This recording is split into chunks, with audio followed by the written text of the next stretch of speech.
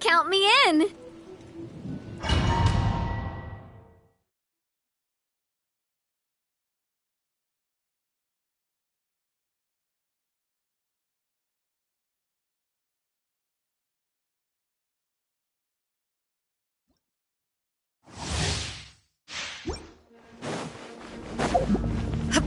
Shine down! Suffer the wrath of the... Rise with the sun! A proper send-off! From the Spina with love. Coming at ya! Hey there! Illusion shattered!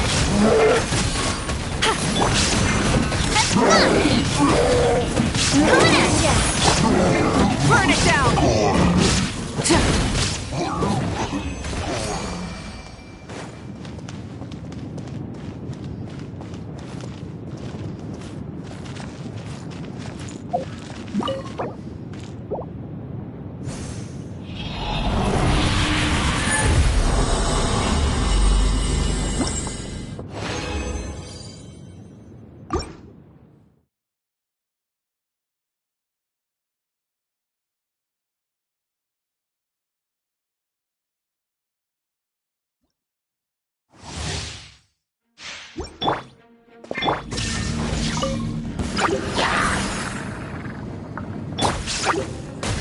A proper send-off!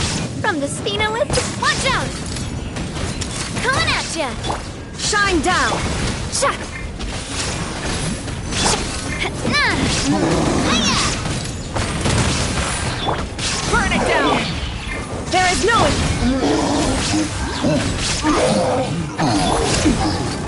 Hey there!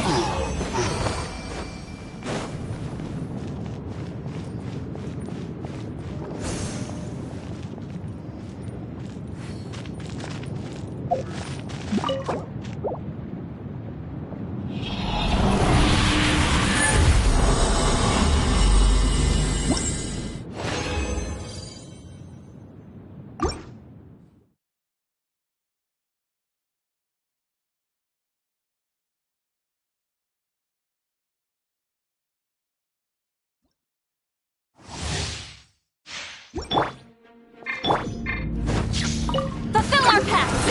See, Laline! Light it up! Watch out! Attack! That's the way. There is no...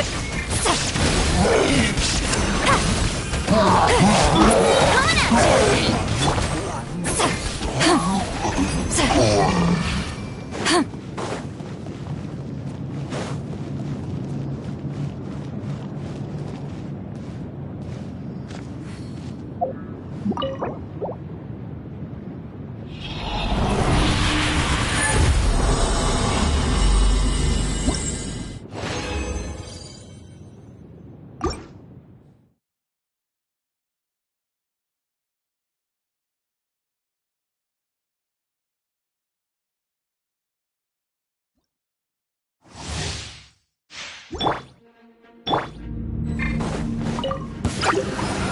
You two!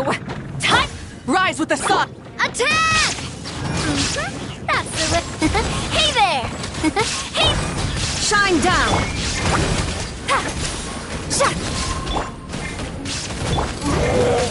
Coming at ya! Light it up! Illusion shattered!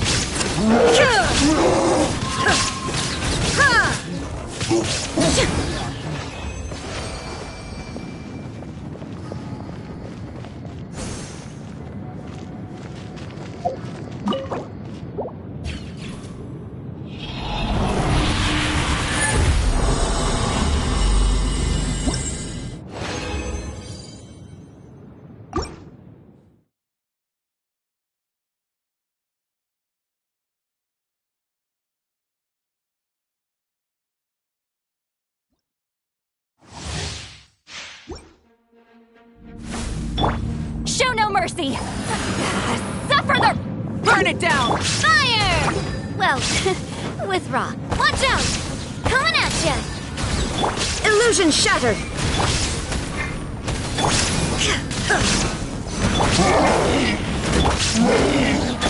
Watch out! Get to work!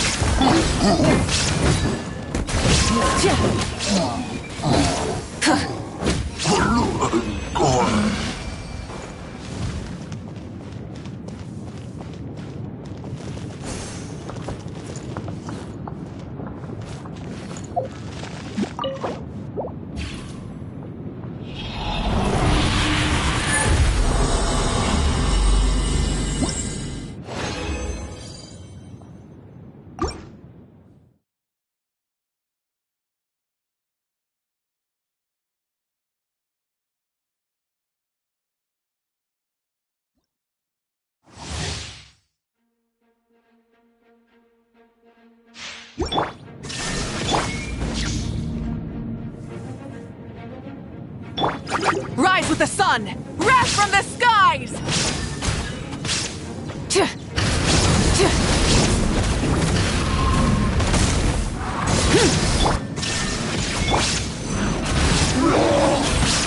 Watch out! Watch out! Burn it down!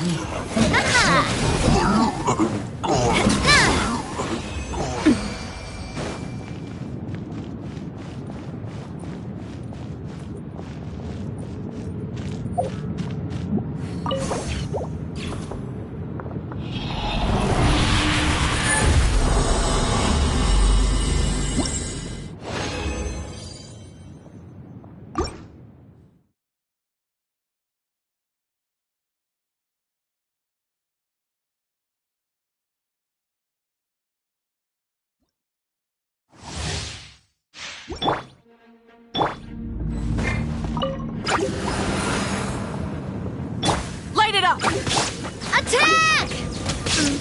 That's the way. Coming at ya! Hey there! Shined up!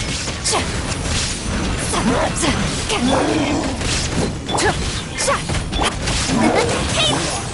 Fulfill our pact! Rise with the sun!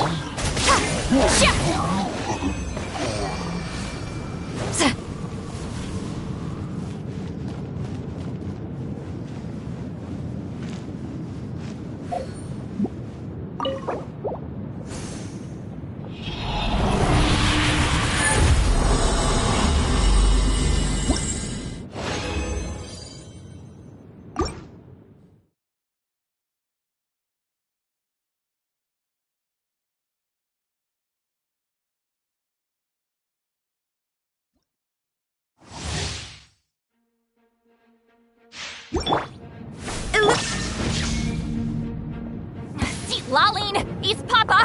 Burn it down! Fire! Well, with rocks. Coming at ya! There is no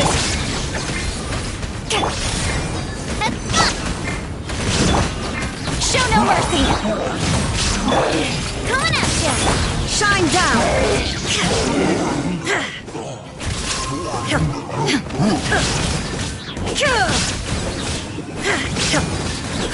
Illusion shattered!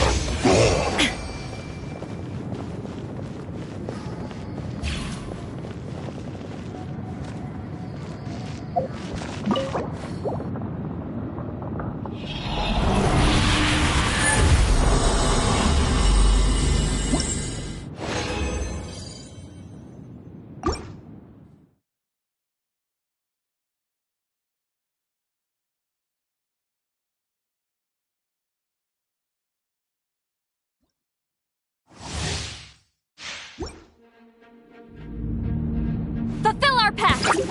You two! Rise with the... Attack! That's the way. Coming at ya. Illusion shattered.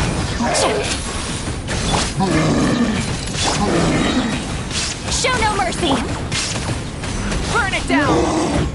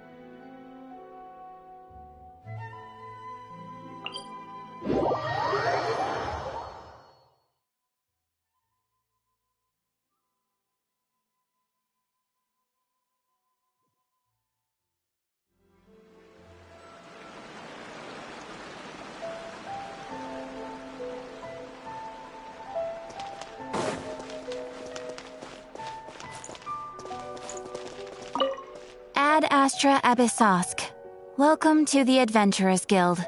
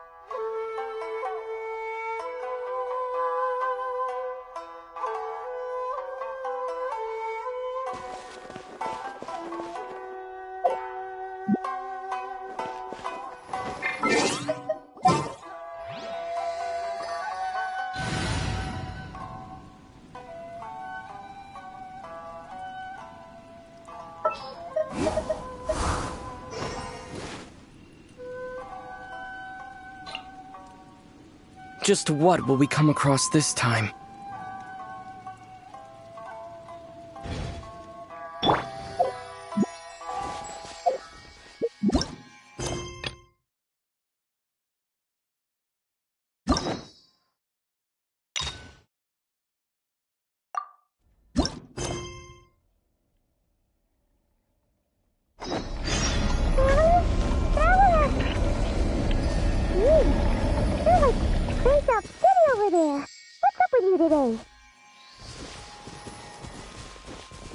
You feeling okay?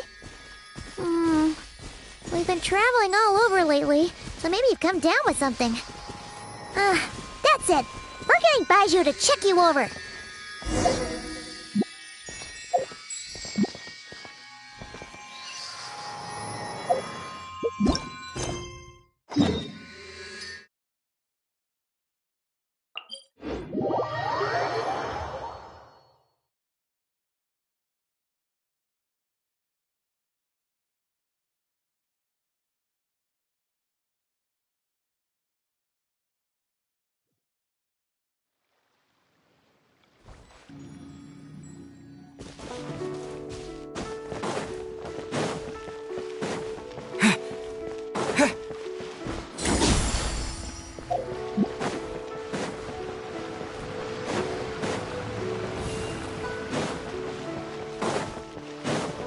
Baiju wasn't in his shop. Oh, you're looking for Dr. Baiju. He's resting today, but he said to send any patients to the back room. Ah, okay. Thanks. We'll head on through.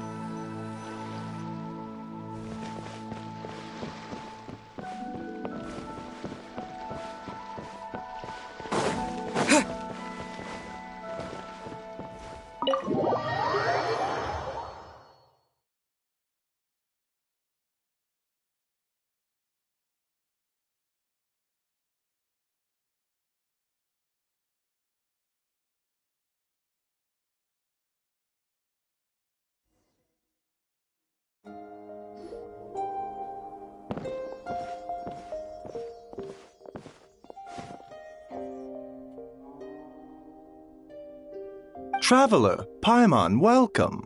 What can I do for you? It's the Traveler. He looks absolutely beat these days.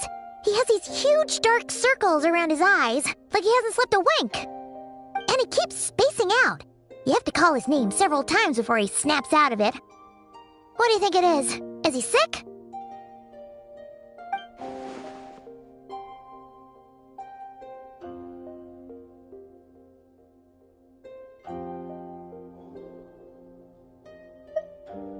Very peculiar. In all the time we've been acquainted, this is the first time you've come to me with a health complaint. Come, let me take a look at you.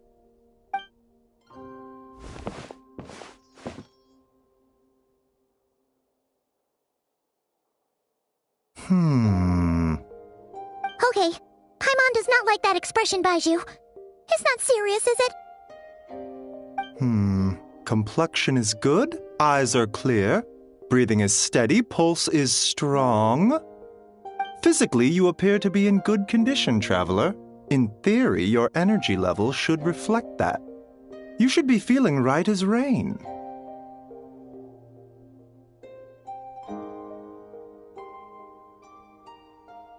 Hence my concern.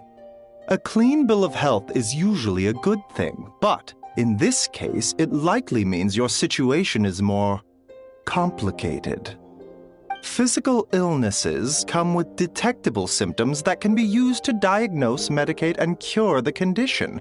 But afflictions of a non-physical nature, they fall outside a doctor's realm of expertise. Huh? What do you mean, non-physical nature?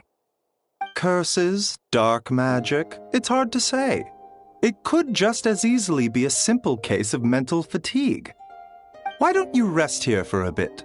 Whatever it is we're dealing with, clues to your condition are sure to reveal themselves in time. Once we know the root cause, we can administer the right treatment.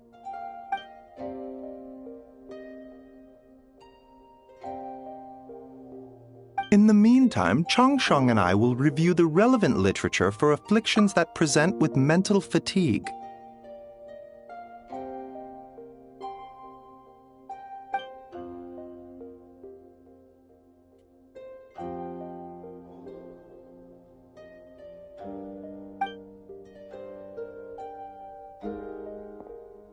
Oh, must be a rare condition if not even Baiju and Changsheng have seen it before. Well, all we can do is take their advice. You look like you're about to collapse anyway. Just get some rest. Paimon will be right here by your side. Fingers crossed you'll be all better when you wake up.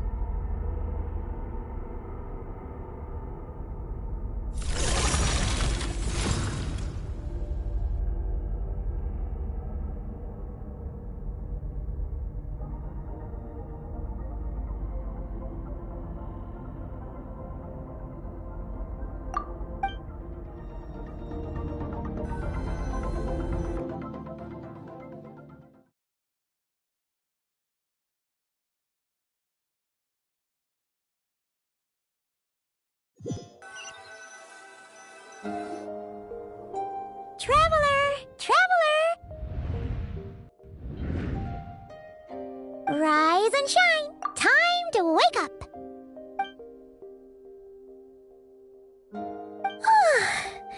For once, you're making Paimon look like an early riser. It's already afternoon. Hopefully all that sleep did you some good. Feeling any better?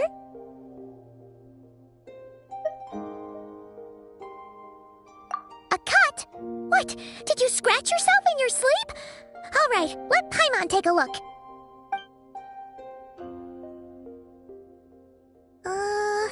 Nope, nothing there. Wait, did you have a nightmare? Okay, don't panic. Paimon heard that dreams tell us what we need by showing us the opposite. So, if you had a nightmare, maybe all you need is something to cheer you up. Come on, Paimon will treat you to something yummy.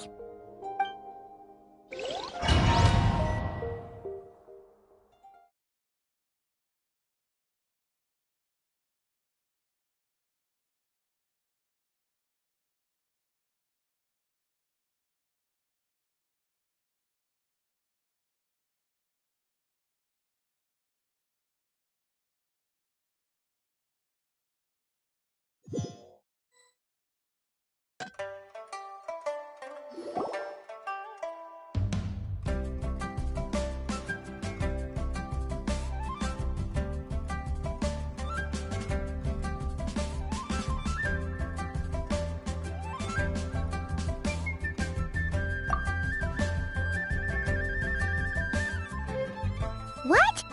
So, in this dream, you were trapped in a weird place with thick fog everywhere, and then a spike came out of nowhere and stabbed you in the back? Oh. Okay, well, that's a new one. Are you sure it was a dream? 'Cause from the way you describe it, it sounds like you were really there. But then again, you woke up right where you went to bed. And you were definitely in a deep sleep this morning.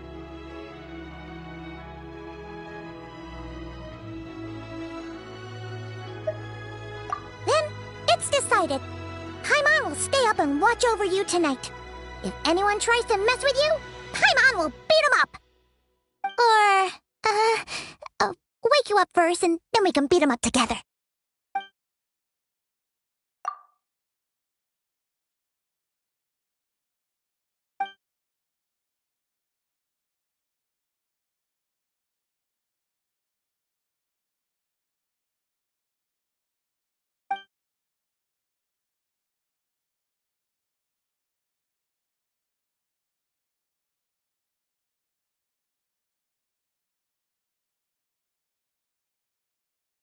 Something is missing?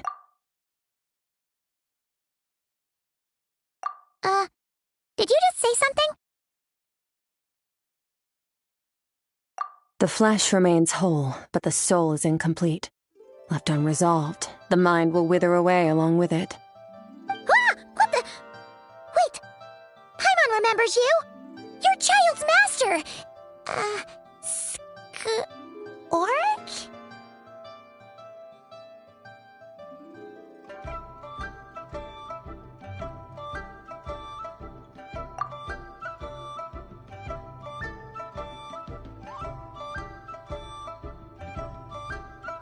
Right! What are you doing here? The last time we saw you was at the Primordial Sea in Fontaine, right? But then we left and never learned where you went after that. Child's been looking everywhere for you, by the way. What brings you to Wanmin Restaurant of all places? You came here looking for us? And were you the one behind that hocus pocus just now? Tell me, what is it that you saw?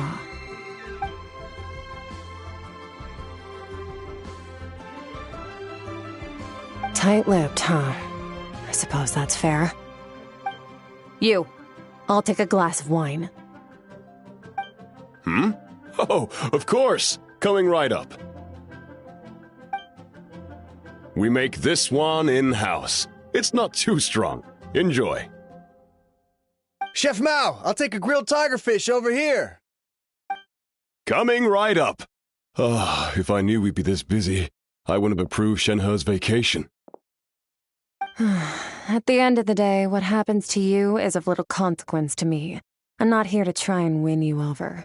Trust me or not, the choice is yours. If you want my help, now's the time to speak up.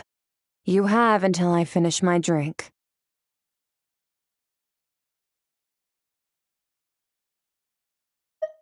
I was investigating an abyssal disturbance in the area and happened to notice you. Part of your soul is damaged, and the wound bears traces of abyssal corrosion. Need I say more? Neither of those things sound good.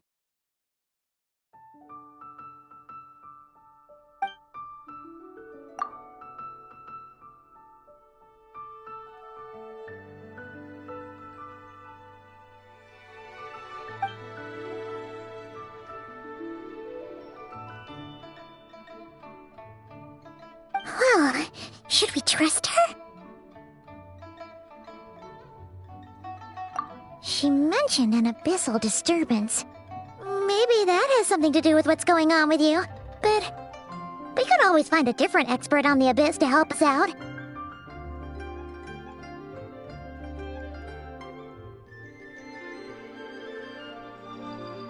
Yeah, and that thing she said about your soul being damaged is scaring Paimon.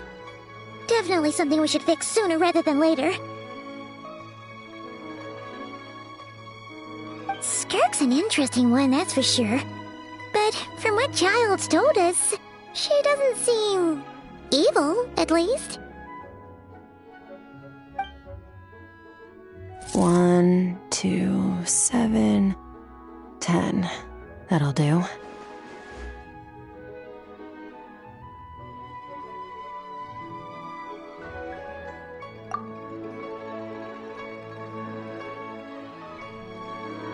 Well, have you made up your mind?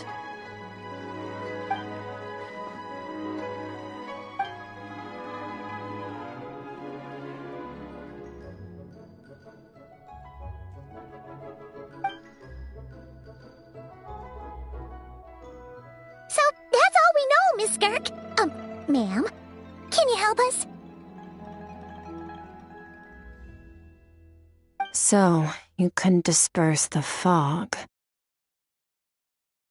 I understand. Come find me in the Guili Plains when you're done here. Oh, and I left cash for the drink on the table. Settle the bill for me, will you? Oh, okay. Huh? She disappeared!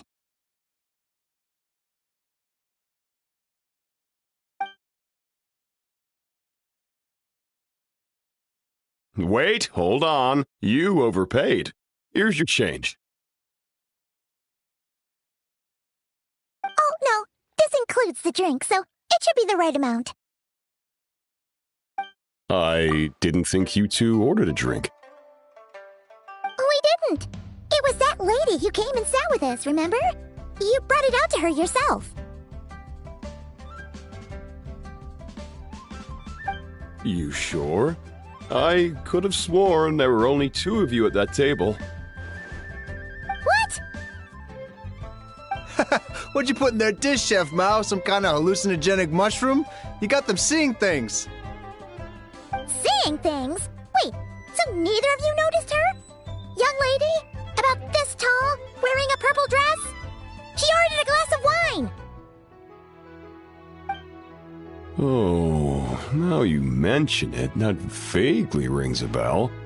And it looks like I did open the wine jar, so it must have just slipped my mind. In any case, that settles your bill. Come again soon.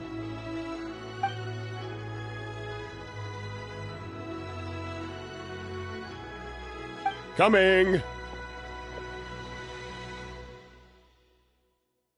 Okay, what was going on there? It's like they didn't remember Skirk being there at all. Even Paimon was half convinced we hallucinated the whole thing. But that Mora she left for us was definitely real. Oh, this whole situation is giving Paimon the creeps. But anyway, she told us to head to the Guili Plains, right? Let's not keep her waiting.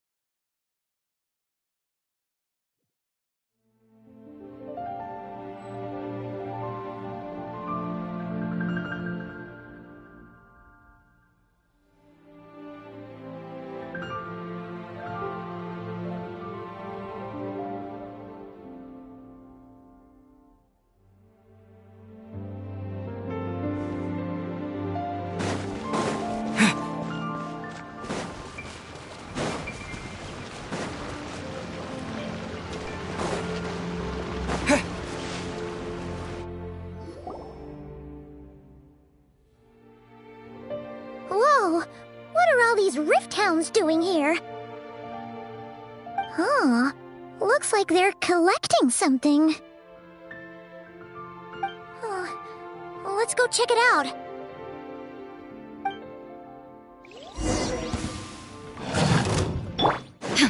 There is no escape! Fulfill our pact! Rise with the...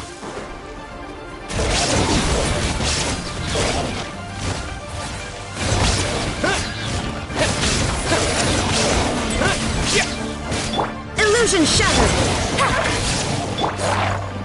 Burn it down!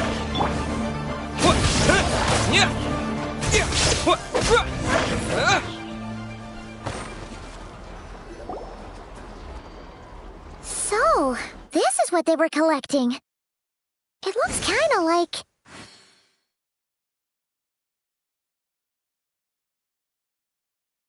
Yeah. What is going on here? From the moment they are born, all beings with great power have an impact on this world. Even if their body is sundered and their soul extinguished, their influence remains. Gods are the most common example of that. The remnants of gods who fell thousands of years ago remain buried deep within the earth, carrying within them a warped will and a dark curse. Together, these remnants form what you call god remains, and it appears that some of those sealed here were dug up and removed. There are traces left, but they're fading fast. What are you doing? Nothing! Just wanted to make sure you were, real? She's definitely not a ghost traveler. Paimon poked her, and she's solid.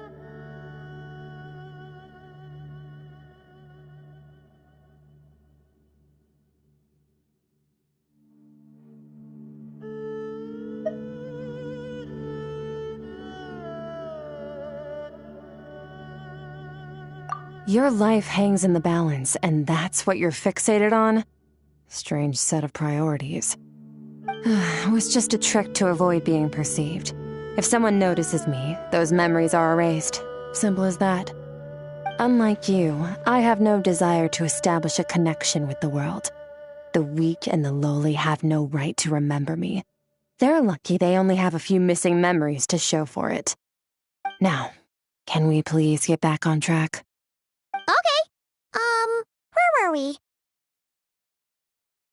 Right. The god remains. So, basically, there's now less of them here than there used to be, right? Isn't that a good thing? In our experience, god remains are 100% bad news. A lot of terrible things have happened because of them.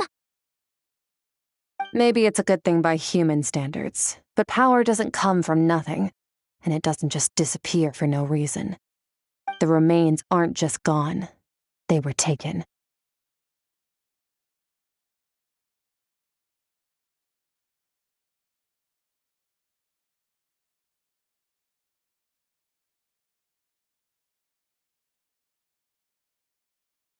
Very clever, traveler. You aren't the only one who had something taken from you. There are victims like you everywhere.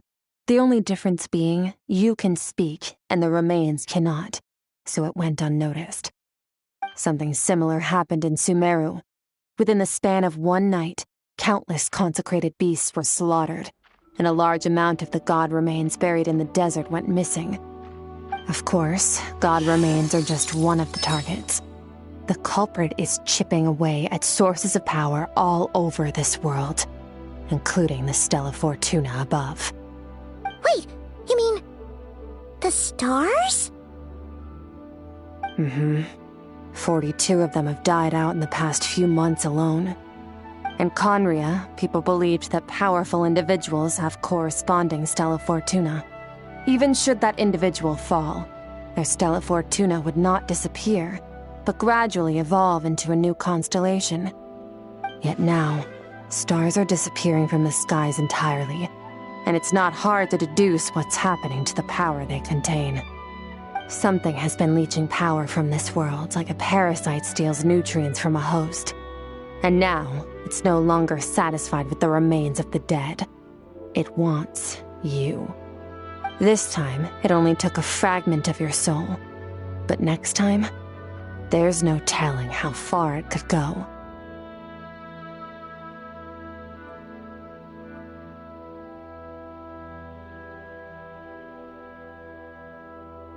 No one knows. All I know for certain is this. Getting back what you lost will not be easy. Considering how much power this entity has stolen, it must be a god-level being by now at least. But that's not the real concern. Souls are fragile things, and yours could easily be crushed if you go up against it. So you're gonna help us, right? We're going to help each other. You are my ticket to uncovering this thing's true identity. Well, great! You seem super strong and you know a lot about the Abyss, so Paimon will take it.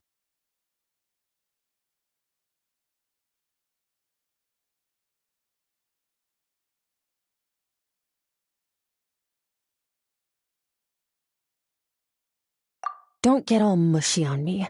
All I'm doing is helping you get back to normal after a sudden crisis. And I should warn you, getting mixed up with me can have unforeseen consequences. We're on very different journeys. You don't want to be in my debt, trust me. You help me uncover the truth behind this entity, and I'll help you recover what you lost. This is a transaction, that's all. You would do well to remember that. Now, come along. Yeesh! You'd think she'd be a little friendlier since she's agreed to help us. But nope, she's just like when we met her in the primordial sea. So cold. Well, whatever. If that's how it's gonna be, then she doesn't deserve our friendship. What she does deserve is a super embarrassing nickname. Ah, Paimon's got it. Frosty the Lavender Melon. Serves that ice queen right. Anyway, the important thing is that we get that piece of your soul back. So, let's follow her and see what sort of plan she's got.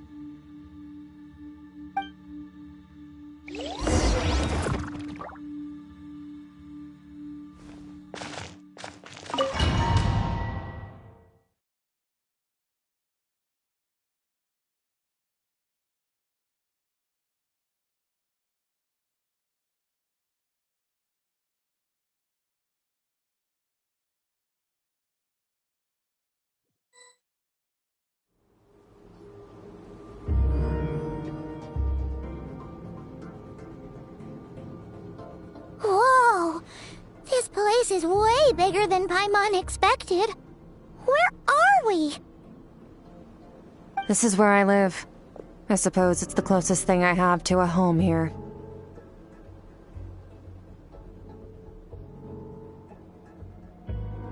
It is. I brought you here because time flows differently in this place.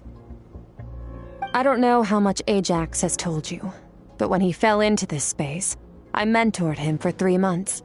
In that time, only 3 days passed in the outside world. Ajax? Oh, right! That's Child's real name! Yeah, Paimon remembers him mentioning something like that. So, a month here is equivalent to 1 day in the outside world? That should mean we're safe from that power-hungry soul snatcher for now, right? Yes, well, I didn't bring you here just to show you around. In the outside world, the traveler could be attacked at any moment. but coming here has bought us quite a bit of time. Now, we just need to figure out how to investigate that place you saw, the one full of fog. Both your description and the abyssal disturbance I felt point to that space having some connection to the abyss. It could even be a domain similar to this one. The thief who stole that fragment of your soul is hiding there, but the abyss is a chaotic and turbulent place. If we want to pinpoint their location, we need to see what that space looks like without the fog. Abyssal power can grant a special form of sight. Have you ever wielded abyssal power before?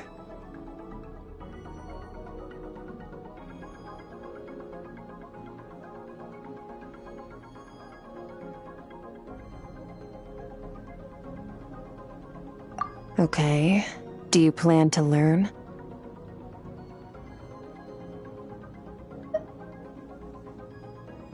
That tracks. All the information you have suggests the abyss is something sinister, and that abyssal power is a wild and dangerous force that always spells disaster. And you're saying that's not true? Depends on your perspective. Floods and hurricanes take countless lives too. But if one day you gain the power to control them, what was once a calamity is now just another tool in your arsenal. I'll respect your opinion, though. Just means we have to turn to the second best option.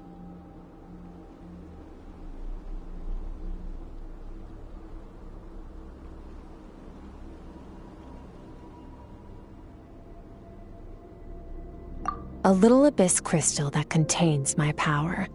Wear it on your head, and we'll be able to perform dream mirroring when we fall asleep. Dream mirroring? It means experiencing whatever the other person is dreaming. Everything they see, think, and feel. Since you haven't studied the art of using abyssal power, and have no plans to jump in the deep end right now, I'll have to do the investigating for you. With dream mirroring, every time you slip into a deep sleep, I'll see with my own eyes whatever scene plays out in your mind. Then, I can guide you through the dream environment, and we'll take back what was stolen from you. Huh. You make it sound so simple.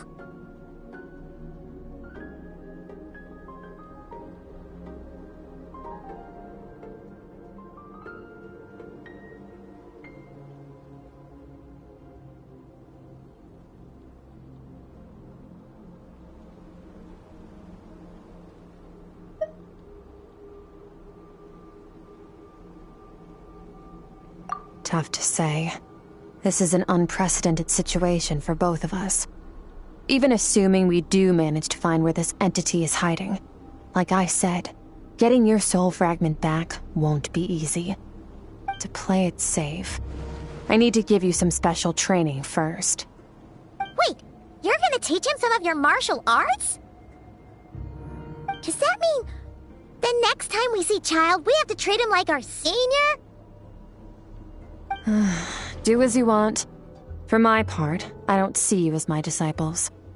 You're already a pretty good fighter. All I'm planning to do is build on your current skills and train you for the specific scenarios that I think we might face. But that's enough talk. If you're ready to do this, then come with me. Time might be more lenient here, but that's no excuse to waste it. Oh, she moves fast. Paimon can hardly keep up with her. So, special training, huh? Kind of a rare opportunity. With your skills, there's not a lot of people qualified to train you. Last time something like this happened was probably anti-Raiden Shogun training, right? Oh, feels like a lifetime ago. Skirk seems pretty strong too, though. Remember how she said that the all-devouring narwhal was just her master's pet? Maybe we really will learn something here.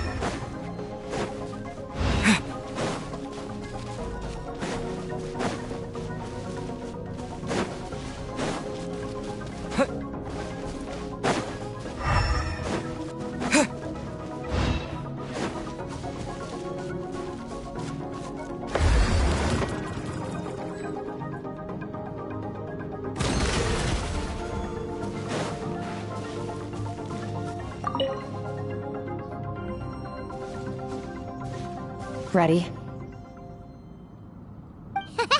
Bring it on! Your training will be split into 3 stages. Testing your blade work, elemental abilities, and reasoning skills. We'll start with blade work. You're no rookie in this area, so I won't bore you with the basics. During your long journey, you've no doubt sparred with a lot of talented sword fighters. Consciously or not, you'll have picked up all kinds of techniques from them. You bet! There's Kaya, Master Jean, Kuching... Oh, and Kazuha, Ayaka... Yeah, we've met sword masters like you in every nation we've been through. You sparred with a bunch of them too, right?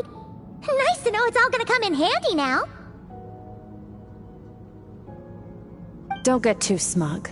In sword fighting, techniques alone are not enough. You need a cohesive system to bring it all together. A style or school of fighting. To use the human body as an analogy, your style is your skeleton, the foundation, the framework. Techniques are the muscles and other flesh attached to the bones. This is where your strength comes from. Improving your sword fighting is like growing that body. If your frame got bigger and taller, but you didn't add any muscle mass, you'd be weak and flimsy. Then again, if you packed on pounds of flesh without a big enough frame to support it, you'd end up bloated and unwieldy.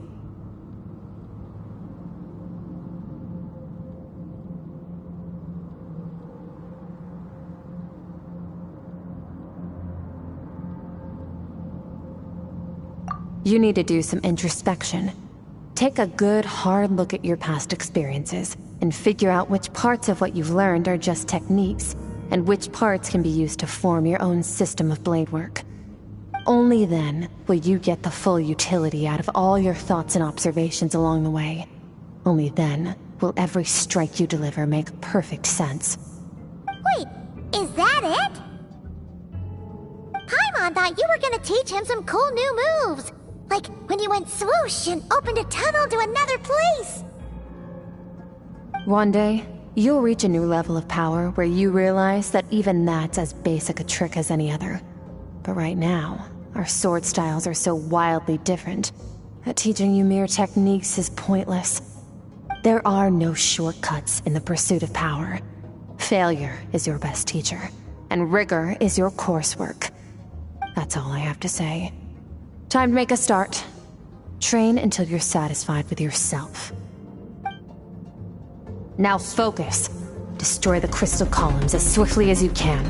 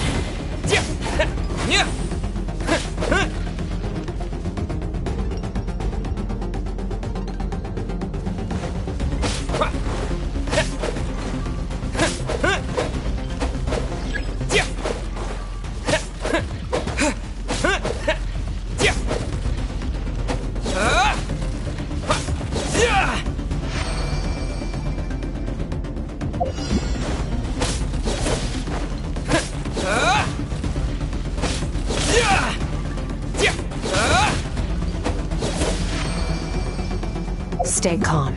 Use your head. You have to keep it together.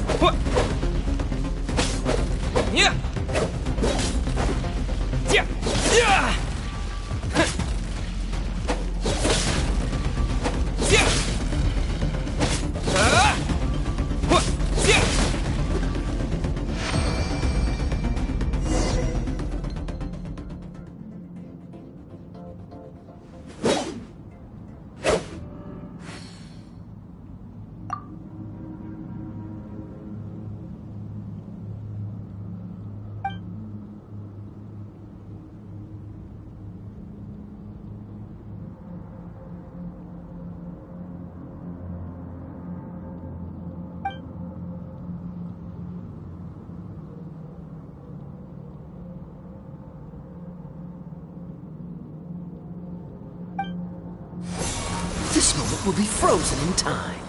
Cut to the chase.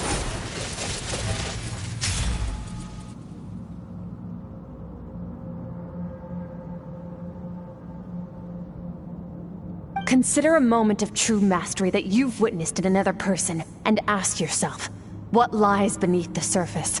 What's their guiding philosophy? What's their state of mind as they maneuver their weapon? Now take that and practice it right away with speed, skill, and strength, over and over, until your hand is one with your mind. This is the only path to true growth. Step on up! Dance with the waves!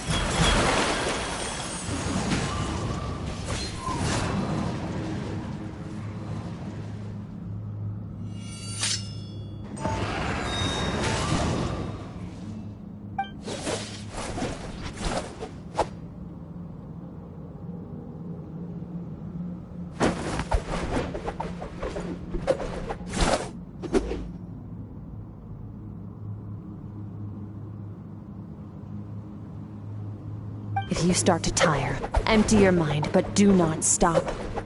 Stay in that frame of mind as you keep up the fight. Get rid of all redundant movements. Imagine your sword is an extension of your own body. Wield it just as you wield your arms, hands, and fingers. 'Twas on a deserted, moonlit night that the hero approached the vile dragon's limpid lair. Ring cutter! Feathers fleeting wet, the white heron treads water, a sight without flaw. Master of Inazuma Kamisato art Tachijutsu.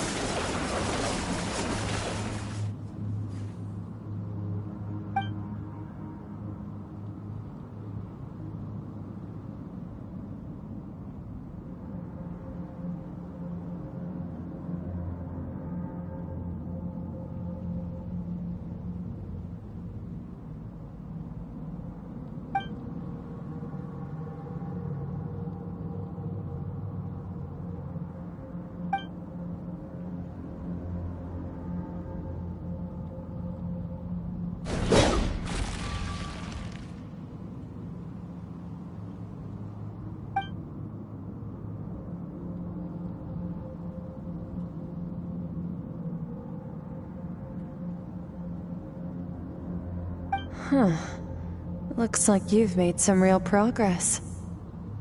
That concludes your training session. Awesome! Paimon knew you could do it! How do you feel?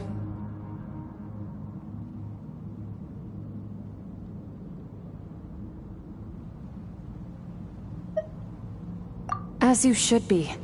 Time flies when you're training hard. You've actually been going for several days now with no rest. Yeah, meanwhile Paimon's had a whole bunch of naps. But you were so focused, she didn't want to interrupt you. Go get some sleep. I'll be doing the same very soon. Let's hope you see that foggy place in your dream, so I can get this investigation over and done with.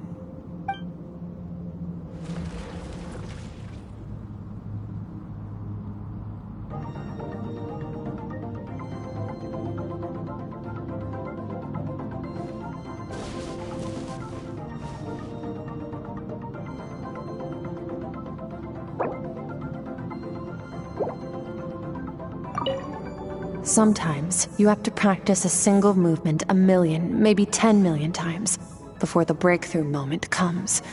Nothing in the outside world can help you in this process. The most important thing is to remain patient.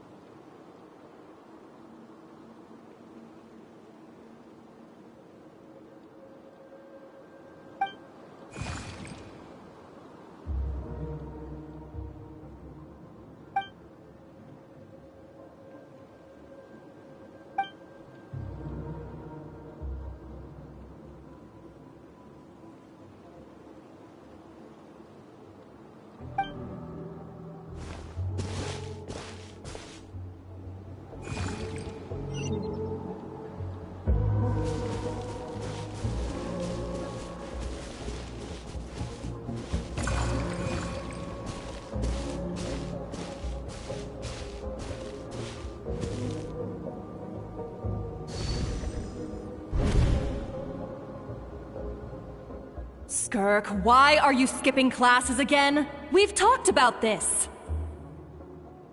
'Cause he's a crabby old man, and he's a boring old man. I don't like going to his classes. Excuse me. You shouldn't talk about your teacher like that. It's very disrespectful. All right, let's not get into a big fight about this. Skirk's learned what she needs. There's no point forcing her to sit through more classes if she doesn't want to be there. But I'd still love to hear about what you got up to yesterday. Why don't you tell your dad all about it? I went diving, and I saw this huge fish. I never knew they could get that big. It looked kind of dumb, though, with that stupid big fat head. I tried to shake its fin, but it just spat water at me. Oh, and today, I'm gonna go to that prairie up north. There's supposed to be this giant bird there that can spit fire. I bet if I climbed on its back, it could fly me all the way to the stars. Then I suppose your old dad should get one as a pet too. Otherwise, how are you gonna hear me call you for dinner up there in the stars? When it's time to eat, I'll come back on my own, Zilly. Anyway, gotta go. Bye, Mom. Bye, Dad. Wait! Put on a coat at least. You'll catch a cold. I'm talking to you, young lady. You spoil that child, you know. Ever since that merchant ship arrived, she practically lives outside. Always going on about exploring the beyond one day, whatever that means. Let the kid do what makes her happy. Besides, we both know you're all bark and no bite. Come on, our little adventurer is gonna be hungry when she gets back. Let's get started on dinner.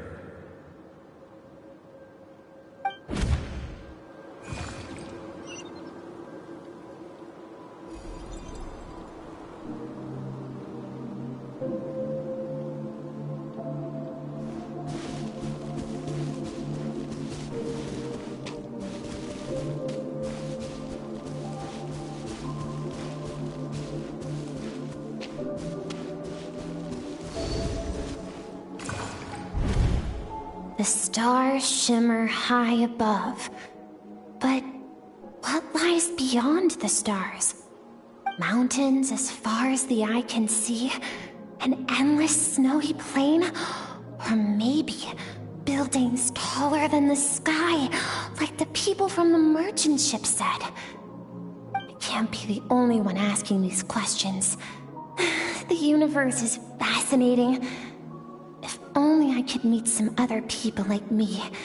We could set sail together and explore every corner of the world. I'm sick of being a kid. There's so many amazing things out there, and I'm ready to see them all. But for now, I'm starving. Better get back.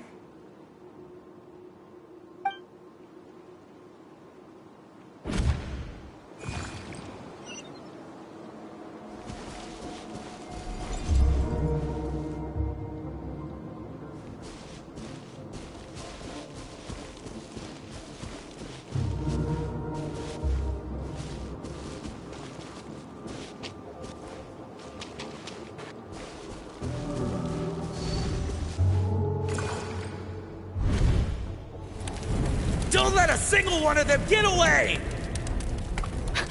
No, please, spare the children! Stay back! They're coming! Run! Help!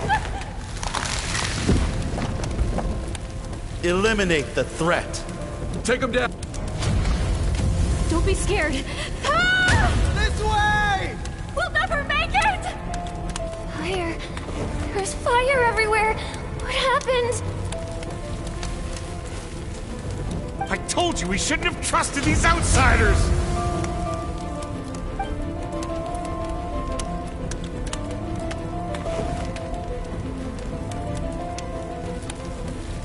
Why are you doing this? What did we do to deserve this? We welcomed you with our finest food and drink, showed you the best our home has to offer, gifted you cloth dyed by our own hands. And this is how you treat us? Run! Save yourselves! Captain, Zone 3 is clear and we have Zone 2 surrounded. Begin extermination. Remember the orders from upper command. No one is to be left alive. Rest assured, sir. We have enough munitions to annihilate these savages and burn their entire civilization to the ground. Good. The only ones who put up a real fight are that man and his wife, correct? What's their status? We shot the man in the ankles and the wife broke her wrist attempting to fight back. They won't be doing much more fighting. They're holed up in their home for now, but they won't last long. To prevent them from making some kind of last stand, we're planning to clear out the other zones first so we can send a bigger squadron to surround them. Well, well. Turns out some of these beasts do know how to use their claws.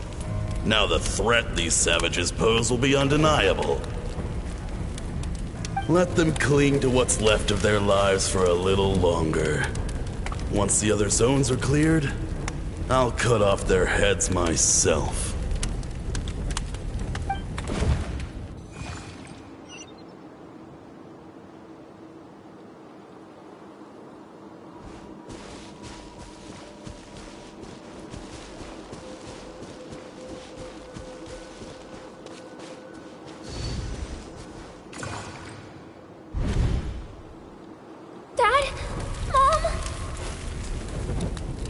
Skirk! You're alright! Thank heavens! I'm so happy to see you, sweet girl. But you need to go. It isn't safe here. They'll be back any second. What happened? You're bleeding a lot. Dad? Mom?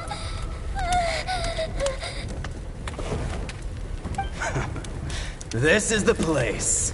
Alert all units. Prepare to surround. Run, Skirk!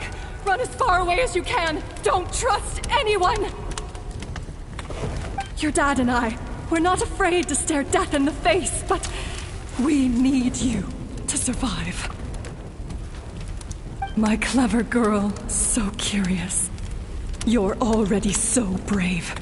I know you're going to grow up to be such a positive light in this world. Whenever you miss us, just play this song. Remember, life is a gift. Don't let darkness claim it. Break down the door! Look what we have here. A savage that can pluck a tune. Well, the show's over.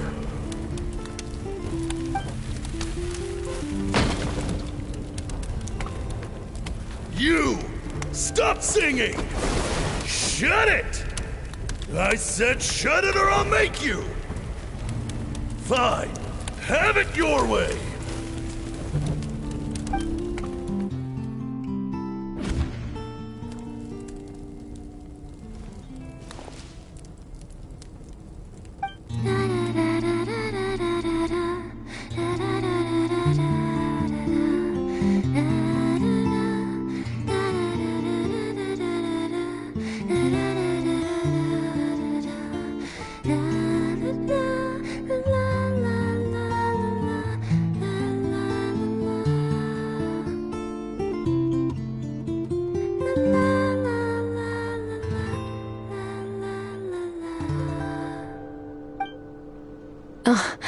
You're awake?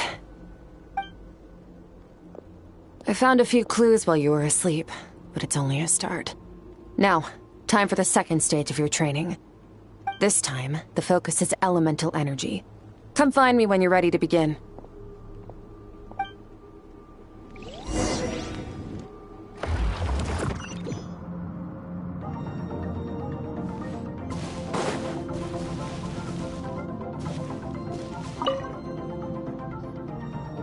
Man, staying in the abyss feels so surreal, don't you think? No day and no night. It's like time hardly exists. If we weren't careful to keep track, it feels like we'd have no idea how long we've even been here. Except for the fact that Paimon still gets hungry like clockwork. You go do your training. Paimon's gonna grab a bite.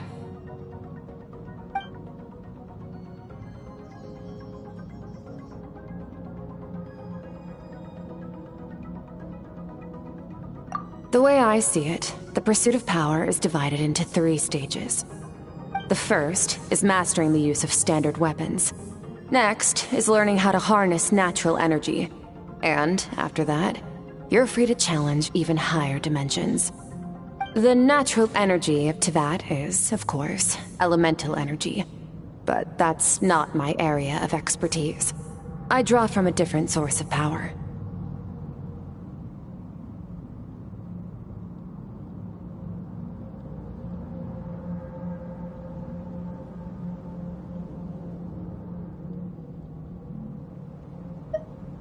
Abyssal power, yes. Also known as the power of the Void Realm. My master, Serenitea, is a true expert in that area. After all, he was one of the group of 5 that infamously stole the all-encompassing power of the Abyss, an act for which the people of Khaenri'ah gave them the epithet, the 5 Sinners. The elemental energy of Teyvat, on the other hand, is derived from the power of the Light Realm.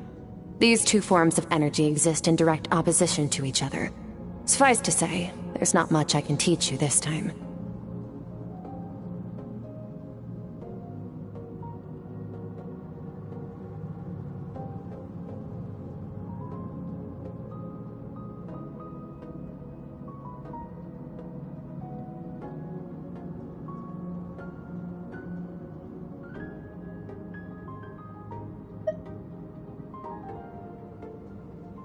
A keen observation, traveler.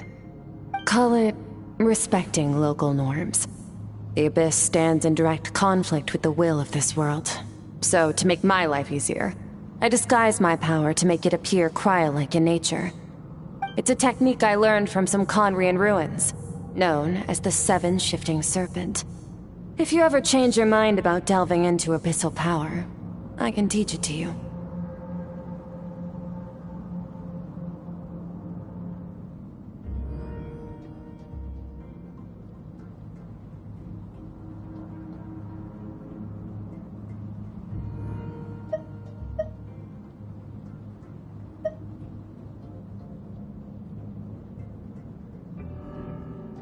So I've heard.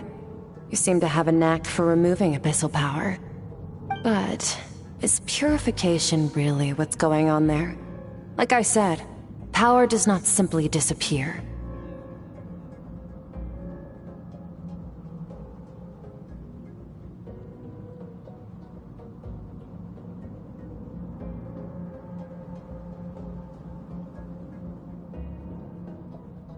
Just thinking out loud.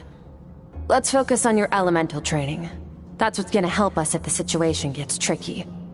True growth comes from adversity, but only if you make the choice to pick yourself up again every time you fall. So, it's time to push yourself to the limit, and then keep pushing. This is the only way to advance at pace. Use the power of Animo to clear the field as fast as you can!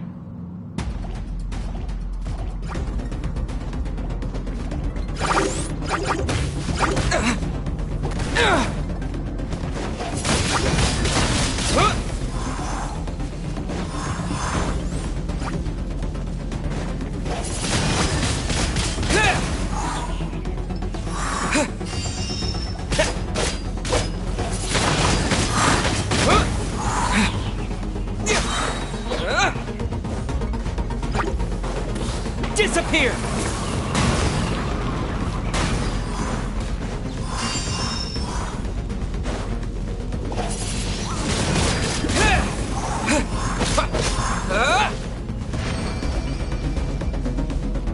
Observe your surroundings.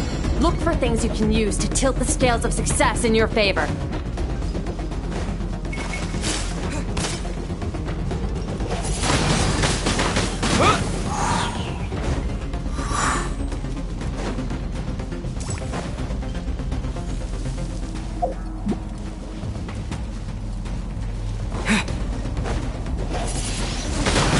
Wind blade!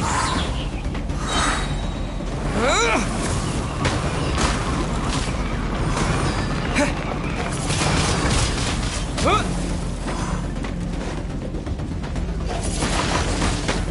blade!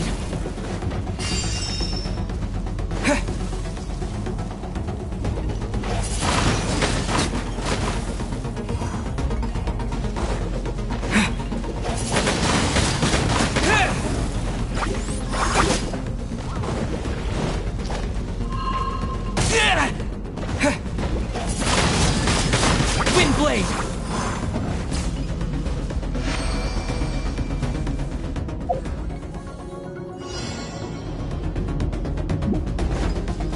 Use the power of Hydro to destroy the spikes.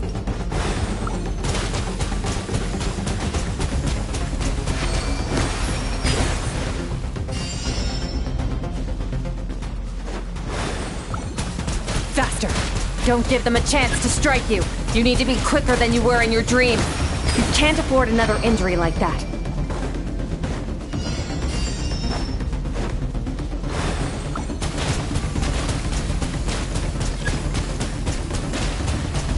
Water jet!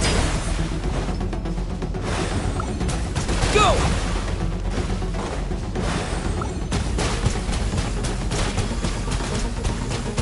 Water jet!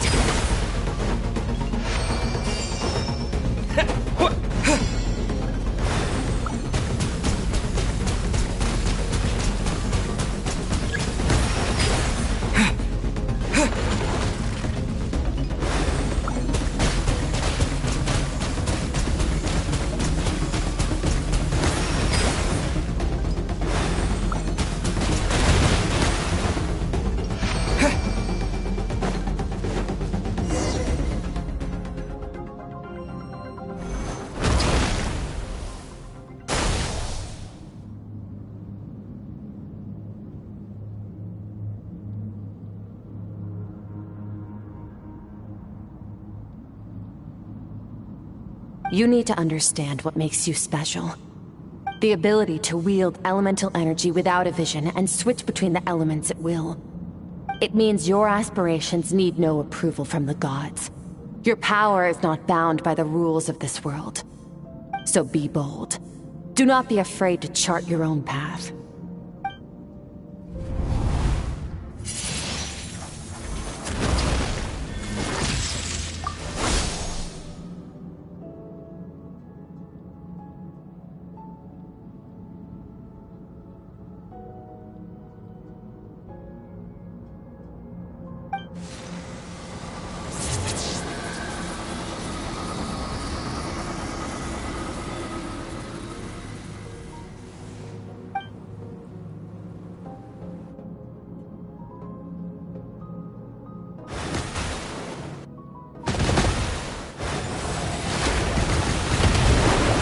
Very good. It seems you've reached a deeper level of connection with the elements.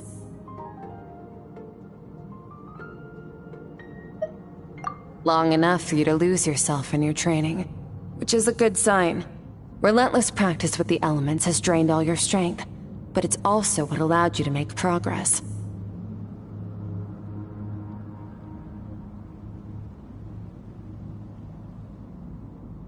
Get some rest. When you wake up, we'll proceed to the final stage of your training.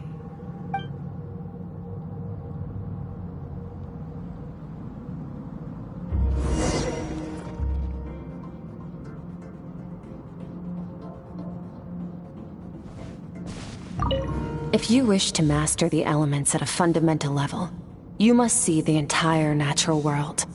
Nature in all its places and forms. That is part of what it means to be a traveler.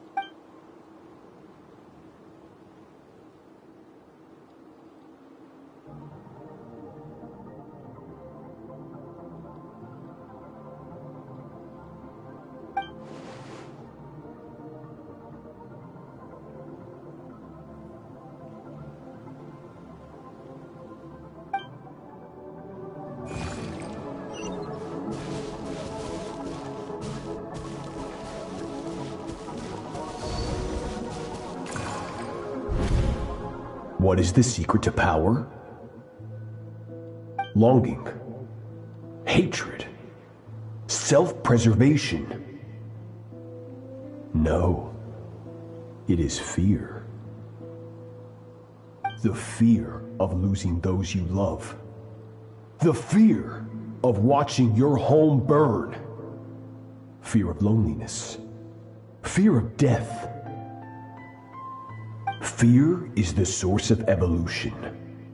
It forces humanity to adapt to their environment and overcome hardship. It is in the process of prevailing over our fears that we surpassed first ourselves and then the rest of the world. That fear is now part of you. It calls on you to evolve. And it is time to answer.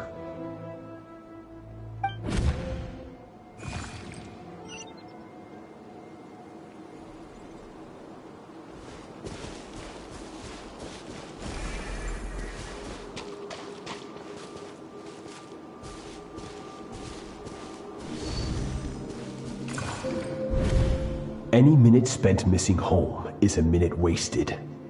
Practice your sword work instead. Do not make me tell you twice. But, Master, I can barely lift the sword anymore. If I keep going, I feel like my wrist is going to break. So it has not broken yet. Then pick up your sword and keep practicing until it breaks. I want to hear the cracking and splintering of bone.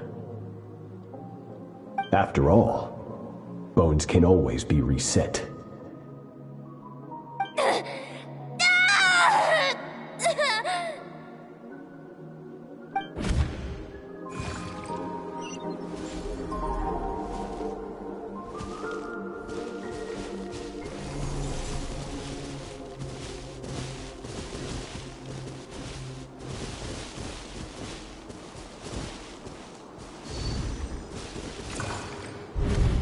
Good, Skirk. Once again, you survived. How do you feel? Cold and pain. These are signs that you are adapting to the abyss. Each time the flesh is torn and the spirit crushed, each time you claw back from the brink of death, you become stronger. I now understand why these people sought to destroy your homeland. Your potential goes beyond even what I could have anticipated.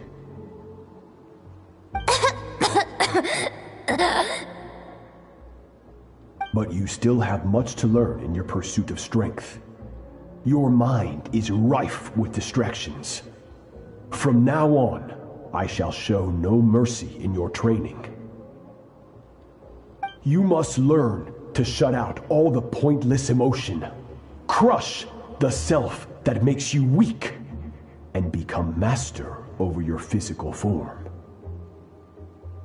Get up, Skirk. Wipe the blood off your face. Cut away the rotten parts of your flesh, and mend what is broken.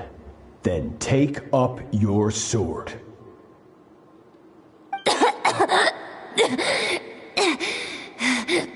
Yes, Master.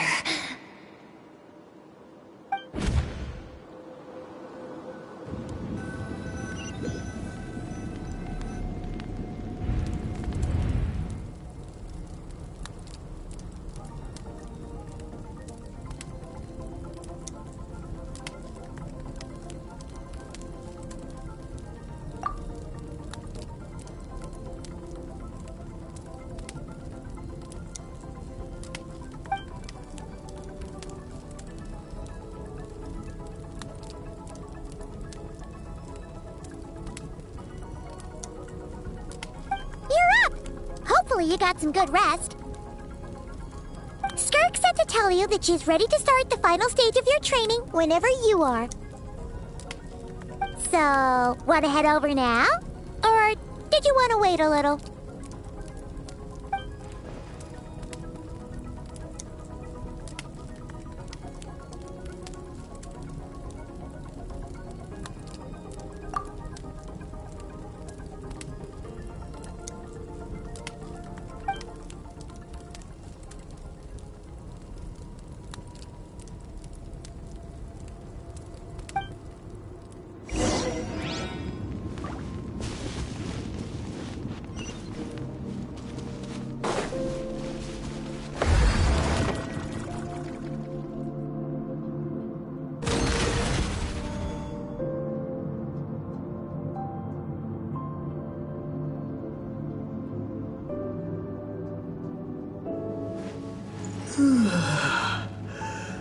From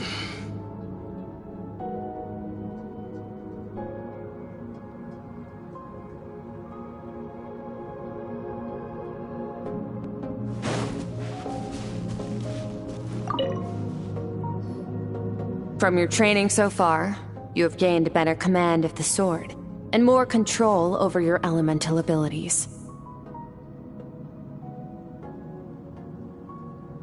That's only part of it. Experience is the real teacher. Your journey, the friends you have made, the dangers you have faced. These have taught you more than I ever could.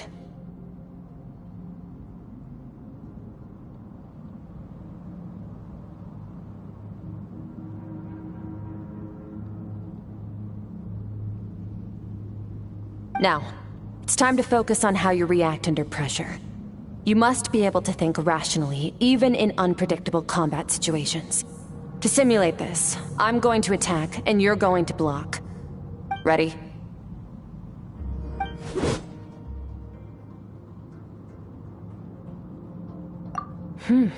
Not bad. That defensive stance looks near unbreakable. Just like your sister. Oh, that reminds me. You still don't know what happened to her, do you?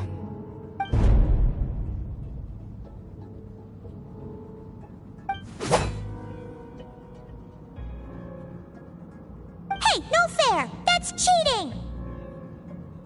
You think every opponent has the same moral code as you? You can denounce their deplorable methods all you want.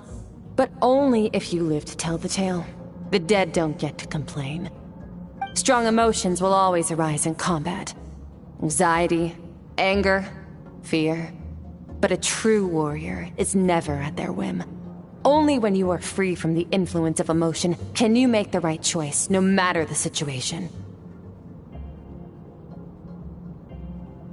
How amusing. Almost sounds like you think you know me. But you don't. You can choose your own path. We are not the same. Let's begin. Try to use reason over emotion. Make the most rational and advantageous decision in any given moment. This is your final training session. Look alive. Same drill as before, but this time I'm going to interfere. Hold your focus.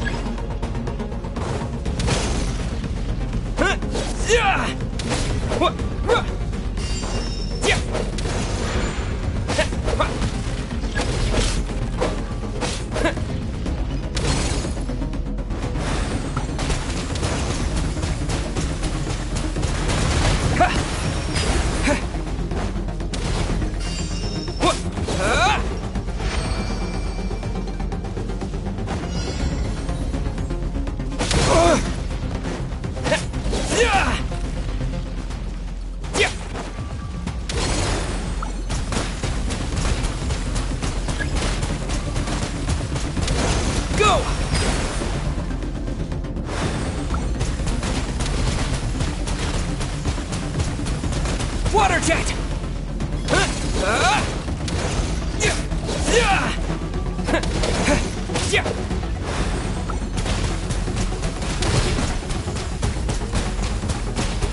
Water jet! Not bad. Better than I expected.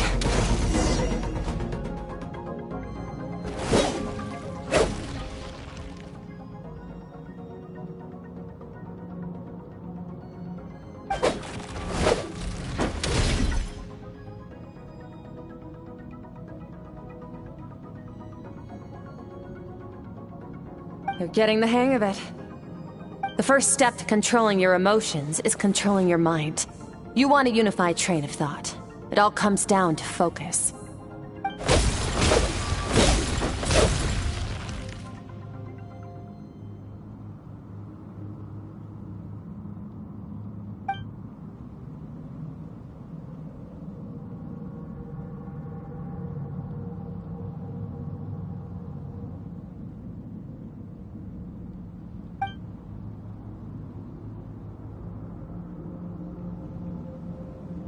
Your mind is rife with distractions. From now on, I shall show no mercy in your training. You must learn to shut out all the pointless emotion, crush the self that makes you weak, and become master over your physical form.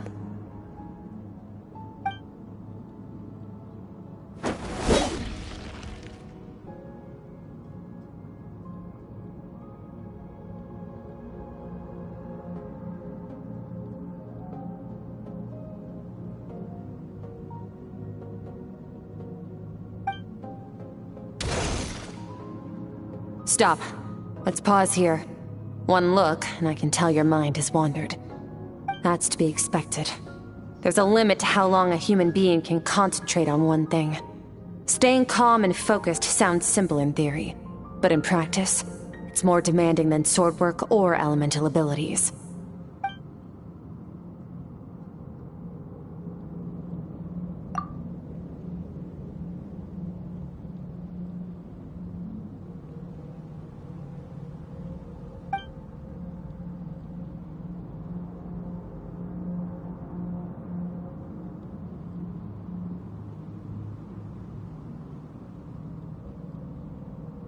Get some rest. No point training further if you're already dead on your feet. Like I said at the beginning, the only goal of this training is for you to reach a point that you're satisfied with. You managed to push past your limits, which is a good start. You can be proud of that, and sleep well knowing that you've earned it.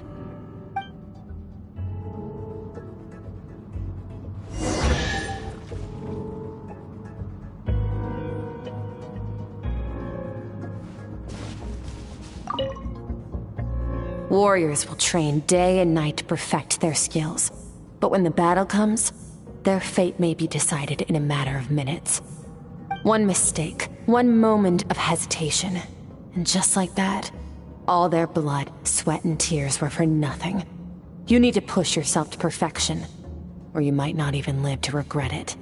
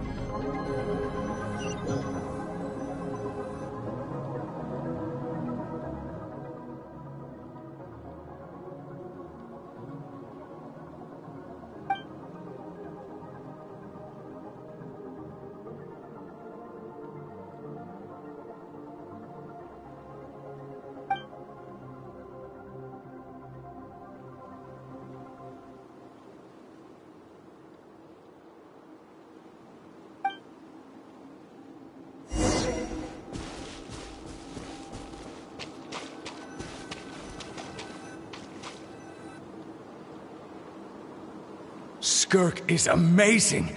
She faced down that terrifying giant and cut its head clean off. Oh, she got hurt though, didn't she? I heard it was pretty bad. Yeah, well, that's a given. But the moment she was on the mend, she got right back to practicing her sword work. I heard Master suffered a grave injury once too. Lost an arm and a leg and still came back stronger than ever. Skirk's becoming more like him by the day.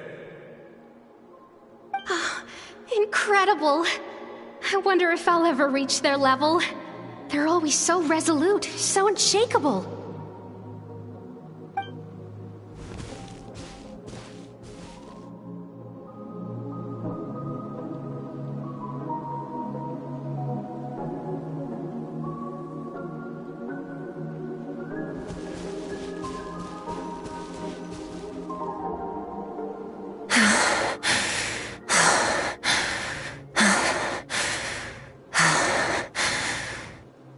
Pathetic. You're not even trying. You're so much weaker than you think. Skirk, have you become a positive light in this world?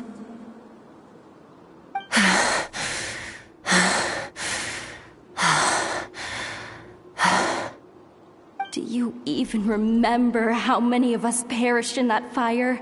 How many bodies were left to rot on the scorched earth? Yet you alone live on. Keep your gaze fixed on your blade. You don't deserve to rest. I have so many questions. I just want to jump in a spaceship, explore the whole universe, and get answers from the stars. I just need to wait till I'm grown up. Then, I can do anything. Now, you must bid farewell to who you were in the past, and become someone stronger. Run! Skirk! Run! Only death awaits us here. Keep running, and don't ever look back.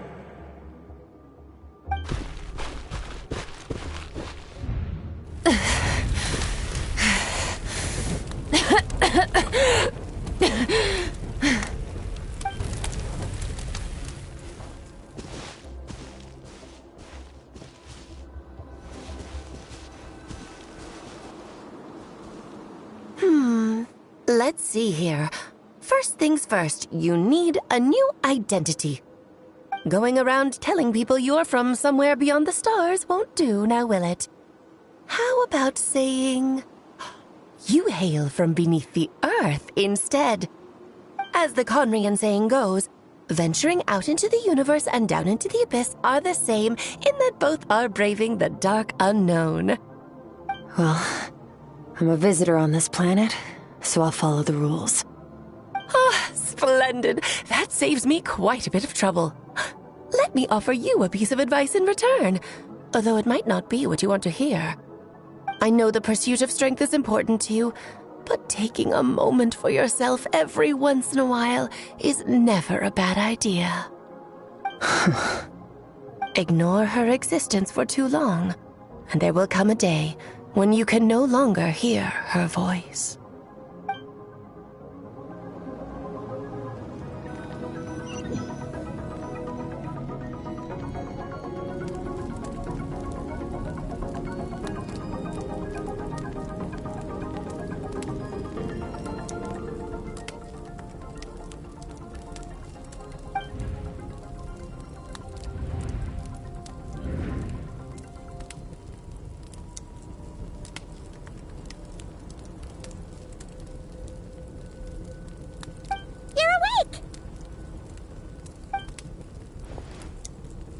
Be starving, right? Ta-da! A barbecue feast just for you!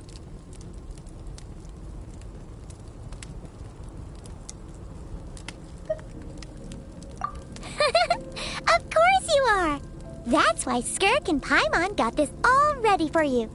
Dig in, before it gets cold. Ah, well, if you're around someone long enough, it's bound to happen. Plus, Skirk can cook. So, Paimon decided she can forgive the whole Ice Queen thing. Paimon's not one to hold a grudge. Here's an idea. Let's save the chit-chat until after the meal.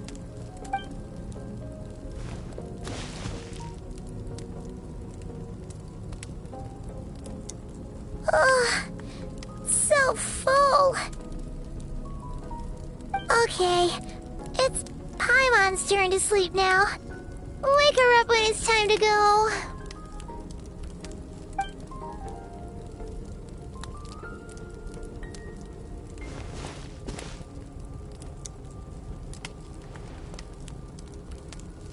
I have good news. First, your training is complete. You have what it takes to wield immense power. Now it's just a matter of putting it into practice. Continue to learn from your journey and hone your skills against formidable opponents. Second, I've located the culprit we've been searching for. Next, we just need to retrieve the missing part of your soul, and our business will be concluded.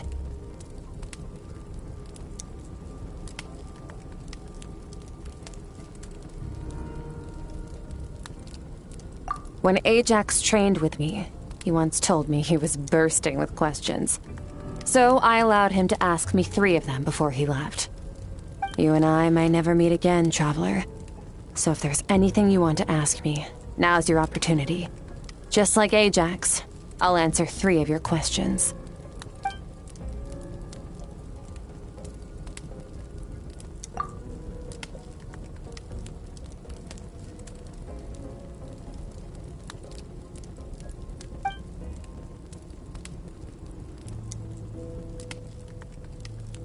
Okay, not the angle I was expecting. What makes you ask that?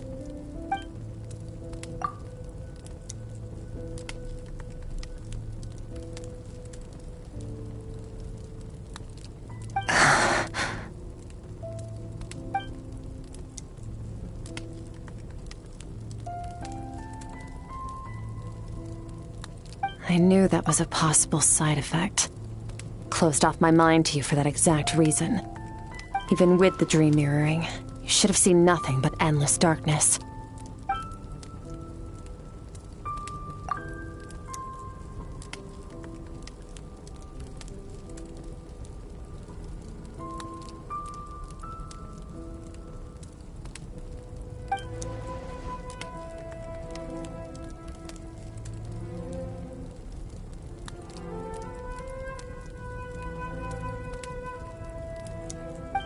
Whatever. Must have been a flaw in my execution. I shouldn't be too surprised.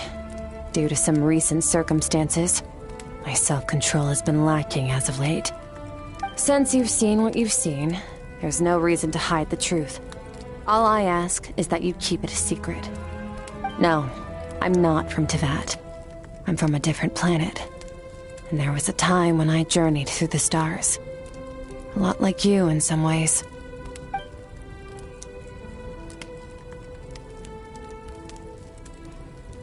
No, we're different in that respect.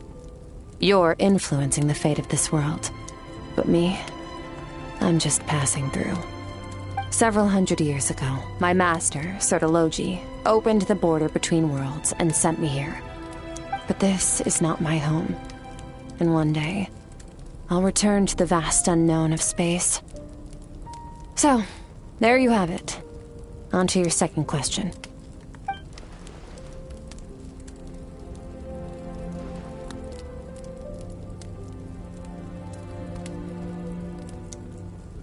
Become stronger. For certain reasons, I need to bridge the power gap between me and my master as quickly as possible. But first, I need to understand the source of his strength. To do that, I need to follow in his footsteps, walk the path he once walked, and somewhere along the way, I'll find out how to defeat him. That is my sole focus and purpose.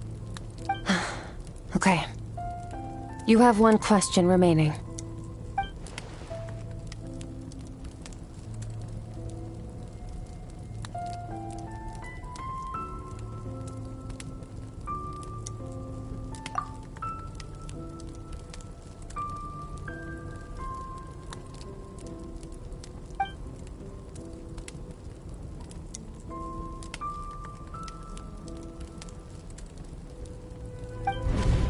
You make it sound so easy.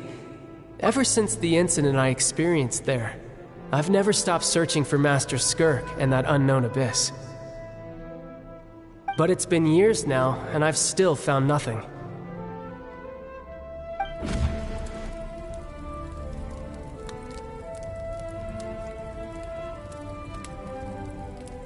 Well, your last question?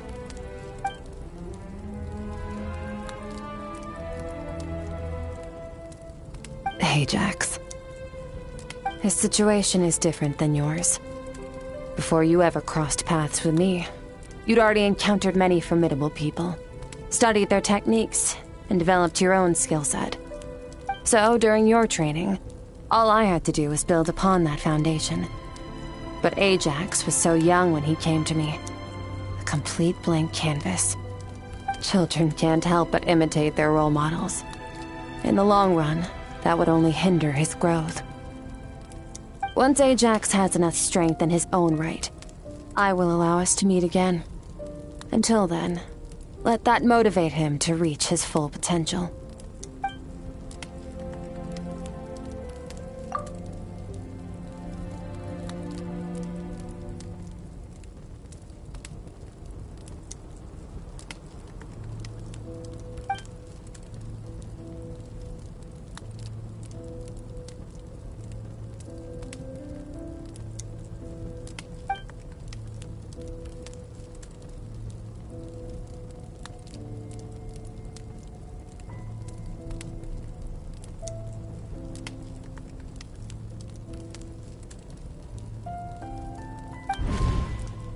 Unlike you, I have no desire to establish a connection with the world. The weak and the lowly have no right to remember me. They're lucky they only have a few missing memories to show for it.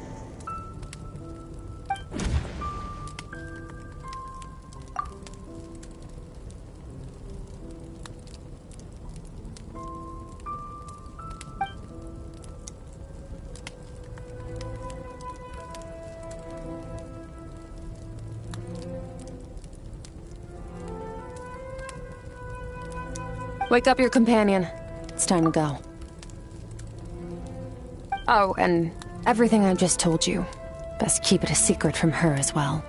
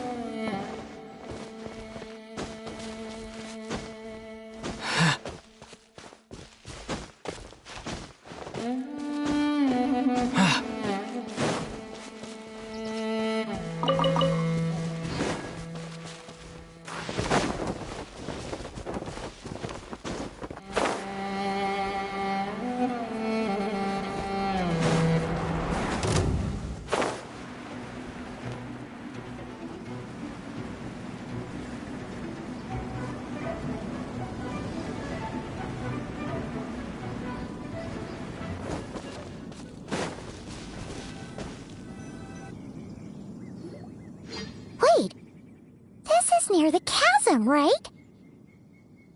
Yes. If we enter from here, we'll be able to reach that place from your dream. You have some experience with abyssal domains by now, but still, this is someone else's territory. Best to proceed with caution. Don't worry. Paimon's an expert at hiding behind other people for safety. Oh, but, that means you need to stay safe, traveler. All right. Remember your training. Time to put it to use.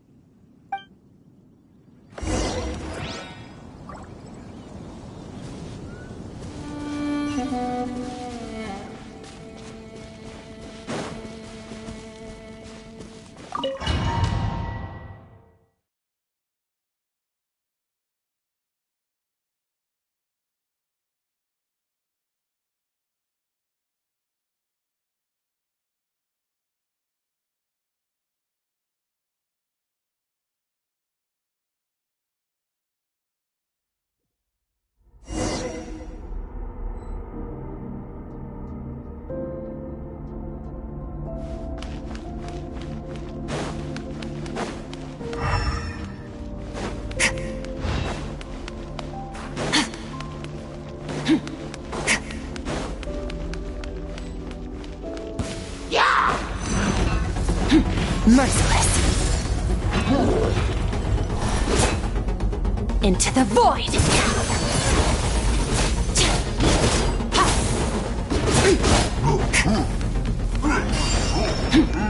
Merciless.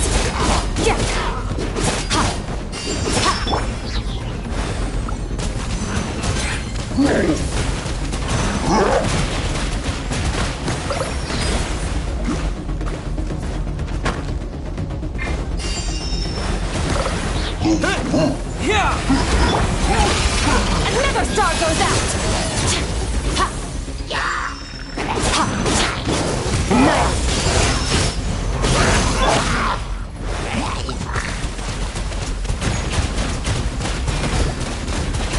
Go! Merciless.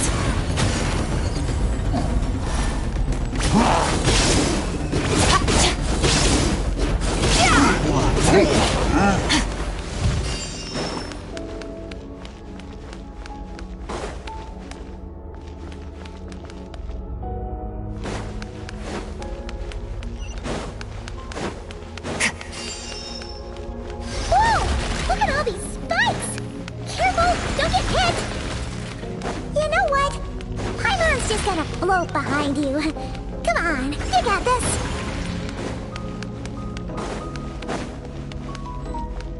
Yeah. Go. Wipe out. Mine to wield.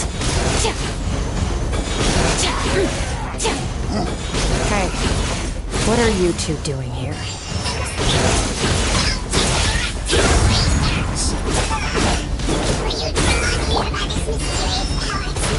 Dusty, like an abandoned house. Let's press on.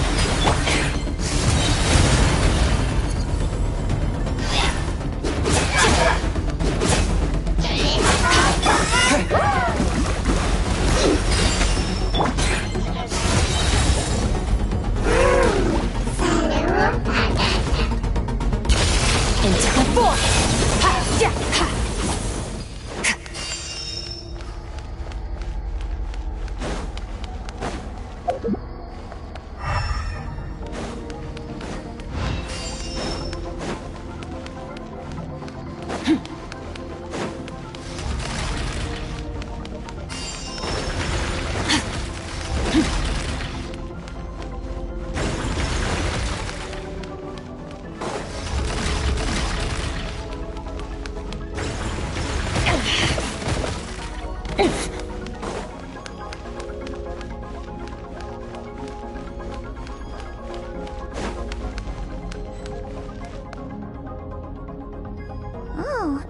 Looks like this is a dead end.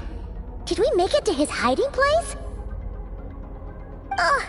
This fog is making it impossible to see anything! This should be the place where you were attacked, Traveler. The missing part of your soul should be nearby. Can you sense where it is?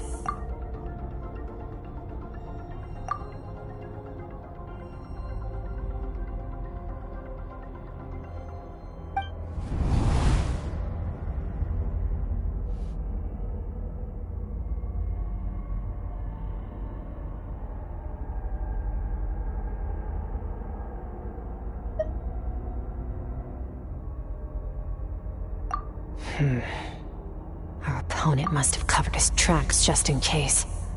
Otherwise, you should have sensed it much more strongly.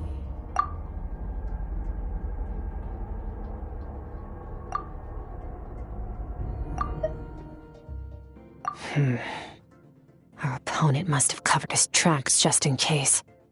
Otherwise, you should have sensed it much more strongly.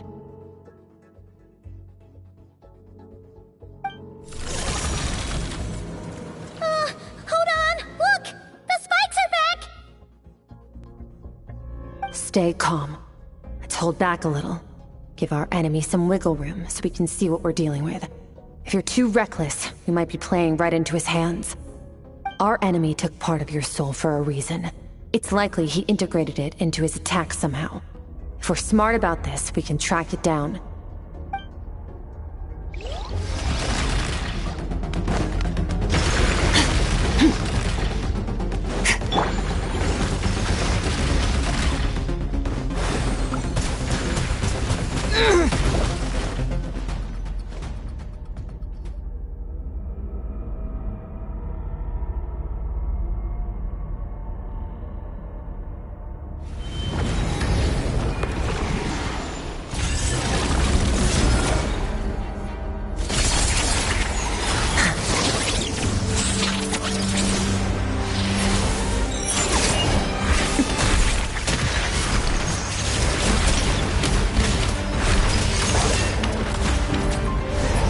From the start, the attacks have been focused on me.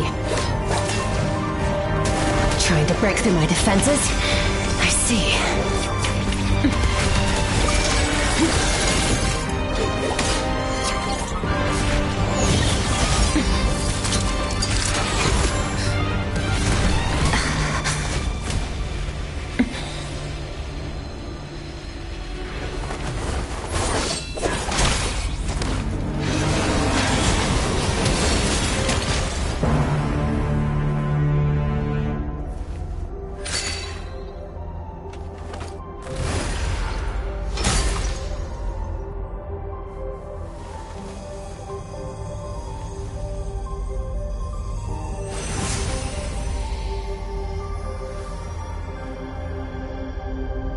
There.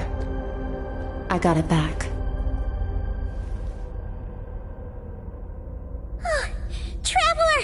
Skirk! What happened? It looked like Skirk just got...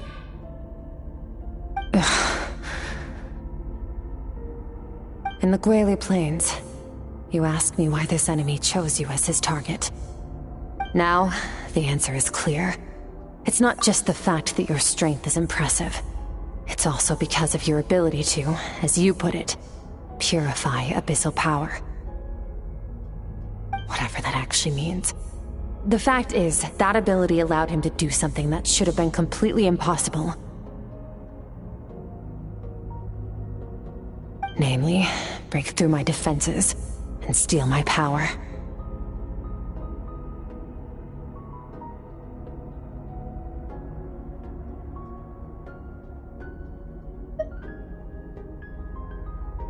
No. He couldn't have known I'd come to his domain. He only stole your soul fragment because he knew the value of its power. I doubt he expected it to come in handy so soon. Call it fate, if you want. I believe that's the term they use in this world for arbitrary coincidences like this. In any case, it works to our advantage. Once I realized what he was using that power for, it gave me the chance to get back what you lost.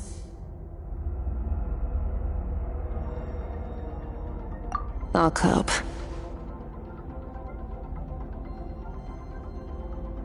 Well, done gorging? Good. Time to answer some questions. How did you get the power of the all-devouring narwhal? The all-devouring narwhal? Oh, of course! Paimon knew that spike thing looked familiar. It looks just like that narwhal's horn! I highly doubt you acquired that power through your own strength. Tell me I'm wrong. You're desperate enough to scour the land for god remains and whatever vestiges of power you can find. That alone proves you wouldn't be able to defeat a creature like that. Which leaves one possibility. You know my master, the Foul, Sertology. The Foul? Who dares call him Foul? Sertology.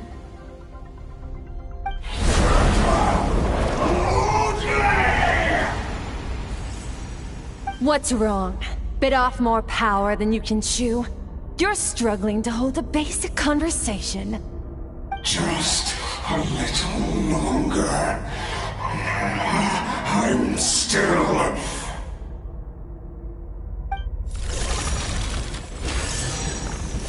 Look! It's back! Those obsessed with power will let it devour them before abandoning their pursuit.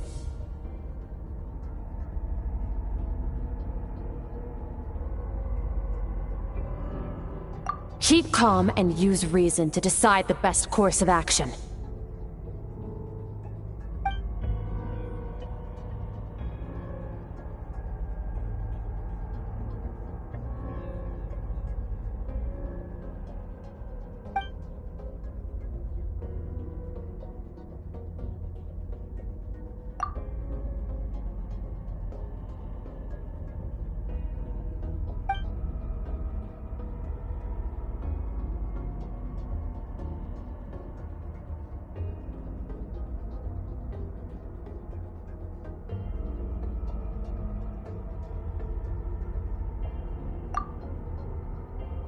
Wise decision.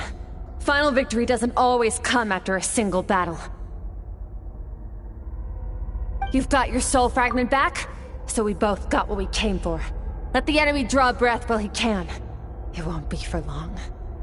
Get us out of here, Traveler. You'll need to lead the way this time.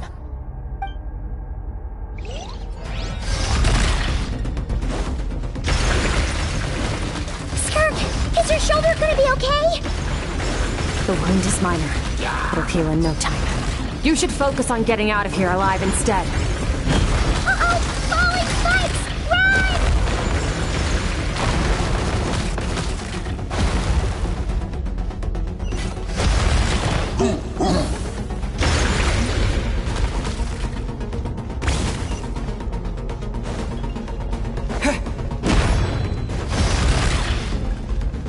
Watch out! Looks like this place is about to collapse!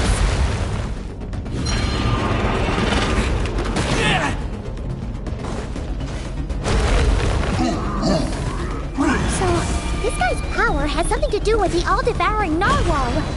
Did you know that all along, Skirk? I had my suspicions. That's why I decided to investigate in the first place. But suspicions only get you so far. I needed to verify it for myself.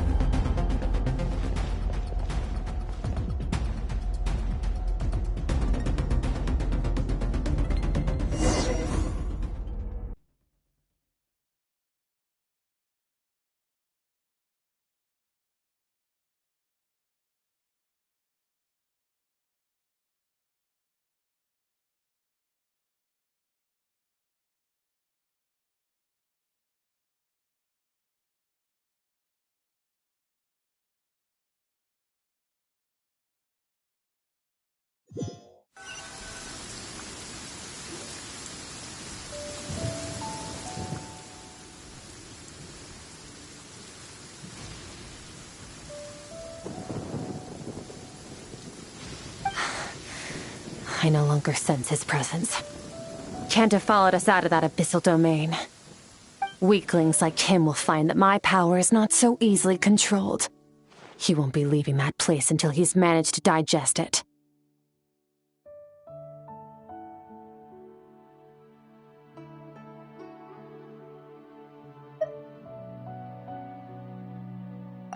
You seem surprised. I suppose that's fair.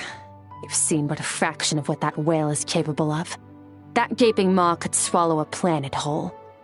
It's called the all-devouring narwhal for a reason. Devouring is what it does best. It can extract power from anything, dead or alive, as long as it manages to make physical contact. Yeah. When we had our run-in with that thing, Neverlet mentioned that it has an instinct to devour. Your dragon friend recognized the nature of its abilities and used the power of Hydro to protect you. That worked because it was in a satiated state, so it was somewhat less aggressive than usual. It's a different story when it has no more power to feed off of. That's when its true voracious nature kicks in. It could devour everything on the planet in that state, which is why I cast it into that void space. But I hadn't counted on there being anyone left on this planet capable of wielding its power. To me, that says he must have encountered the whale a long time ago. Meaning, he must have known my master.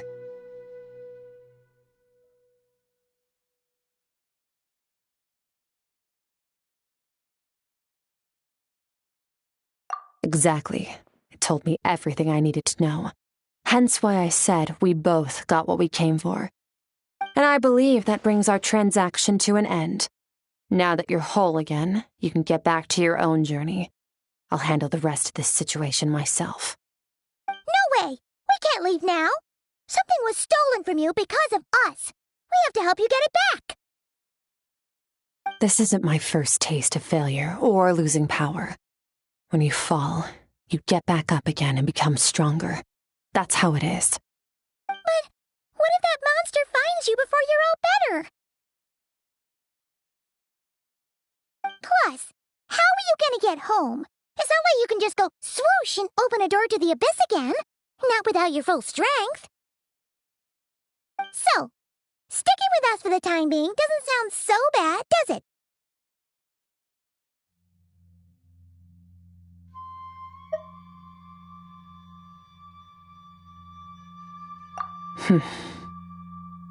Fair enough. Then take this. What is it? A bag of Mora. Nothing in this world is free. I know that much. I'll leave the planning to you. Hurry up and decide where to go. We shouldn't linger. We should take Skirk somewhere she can rest. But where? Paimon gets the feeling Skirk wouldn't like being around a lot of people. Oh wait! Baizhu said we could rest in the back room of the pharmacy, didn't he? Let's head there!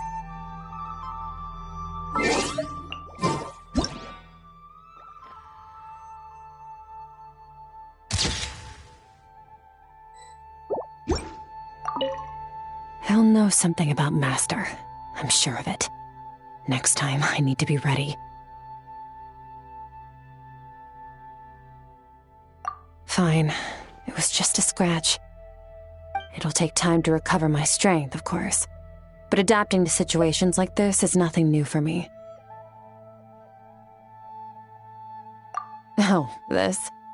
It's a star crystal suit. Abyssal energy is scarce in Teyvat. Wearing this helps me access it more freely. It stores concentrated abyssal energy that I can draw from on the go. When the energy runs out, it reverts back to its original form.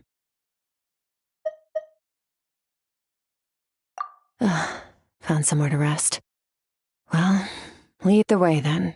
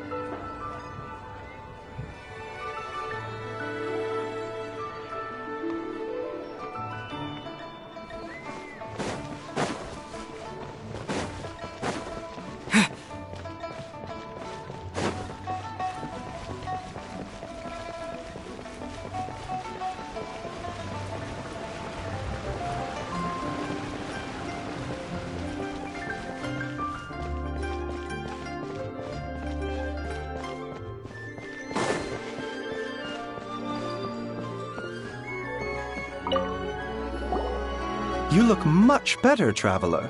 Should I take it that your health issues are resolved?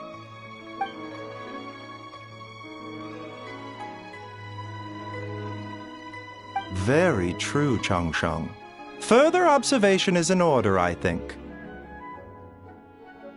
We haven't had many patients recently, so we have several vacant rooms. Feel free to stay a few more days if you need. Awesome. Thanks.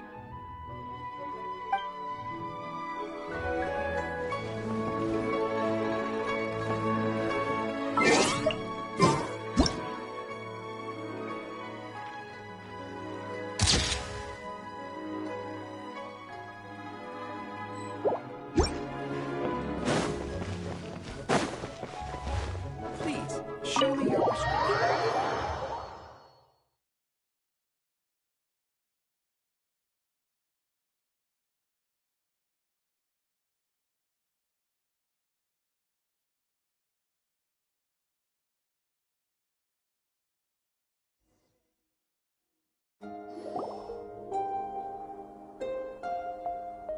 Huh. This bag from Skirk has a ton of Mora in it. Does she have a job or something? Wait, no. After what we saw at Wamin Restaurant, that seems impossible. Can you imagine? It would go something like... I'll be collecting my paycheck now, boss. Oh, sure thing. Wait, who are you? Have we met? Can't hold a job if you make everyone forget about you. So, what did she do to get all this Mora? Claimed some buried treasure, took care of a few monsters that were causing trouble. Nothing untoward. It's safe to use. You heard all that? A sonorous voice like yours is hard to miss. I wouldn't be surprised if the sound of it traveled to the nearest mountaintop. Then, did you by chance happen to hear Paimon's little, joke earlier? You mean when you called me Frosty the Lavender Melon?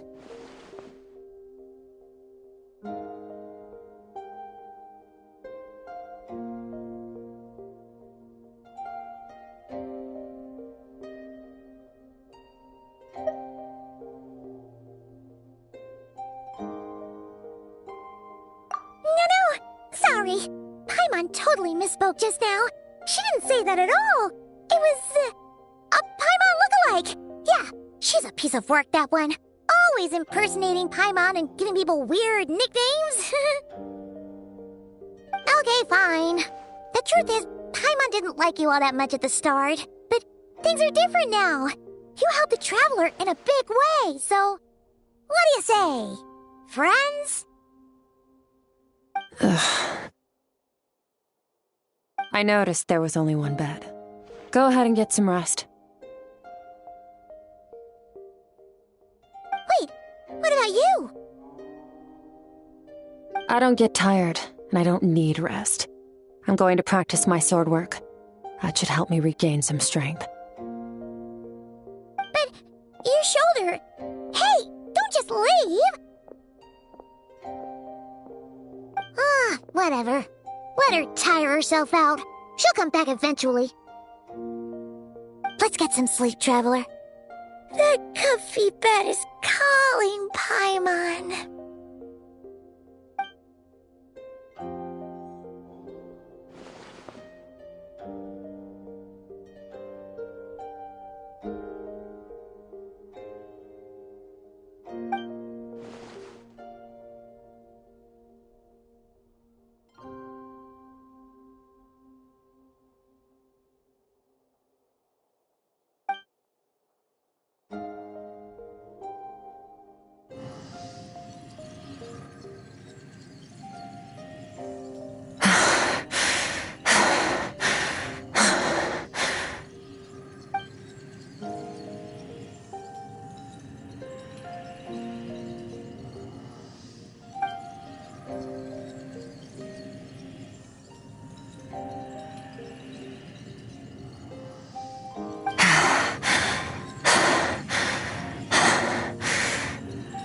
Quiet.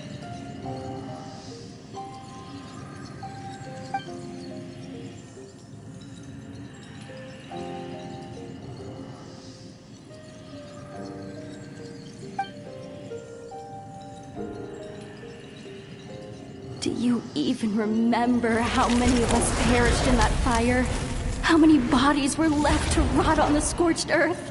Yet you alone live on. Keep your gaze fixed on your blade. You don't deserve to rest. Run, Skirk. Run! Only death awaits us here. Keep running, and don't ever look back.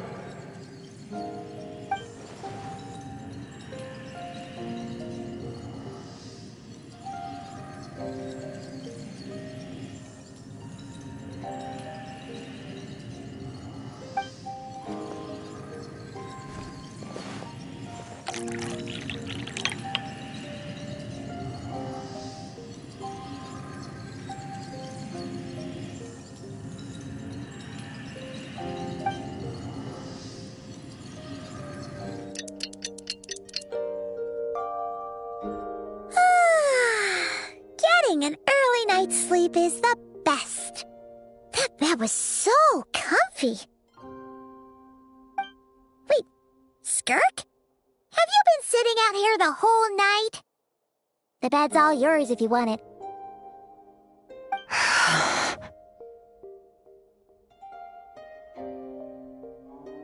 About 60%, maybe 70. Whew!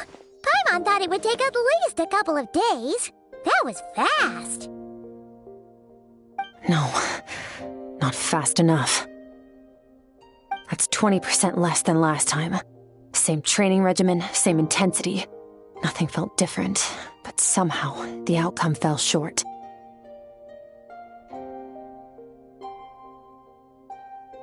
No, I think the problem's with me. I need to meditate for the next 2 days. Deep introspection should help me find the issue. Ooh, sounds intense. We'll watch over you in the meantime, then. Thanks. See you in 2 days.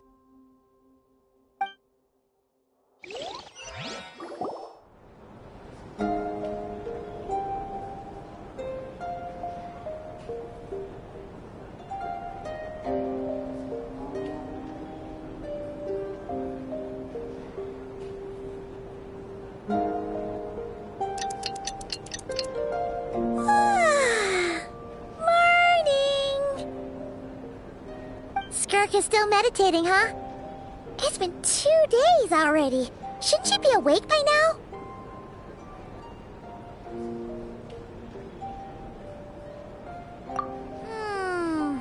Paimon can't think of anything we can do to help. Oh, wait! Breakfast! That's it! Paimon will go get breakfast! Skirk is gonna be starving when she wakes up. Be right back.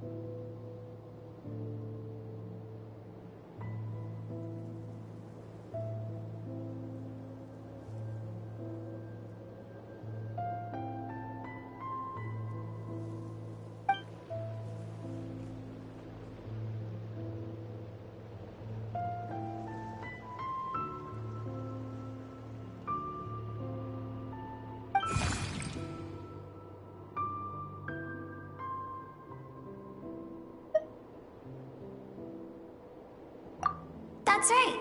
This is Skirk's inner world. Think of it as The threshold between the soul and dreams.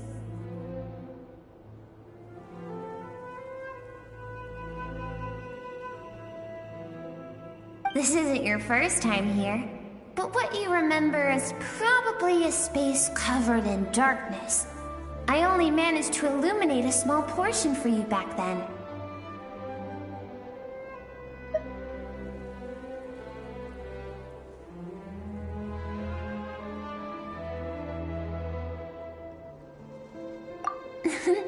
Actually, it's my first time talking to someone like this. I only managed to break free and bring you here because the injury weakened her power. I guess that's why I can speak again, too. Call it fate, if you want. I think that's the word they use in this world for lucky coincidences like this, right? Now, before I take you to her, I gotta ask. You're the first outside visitor to ever come here, so what's your impression of this place?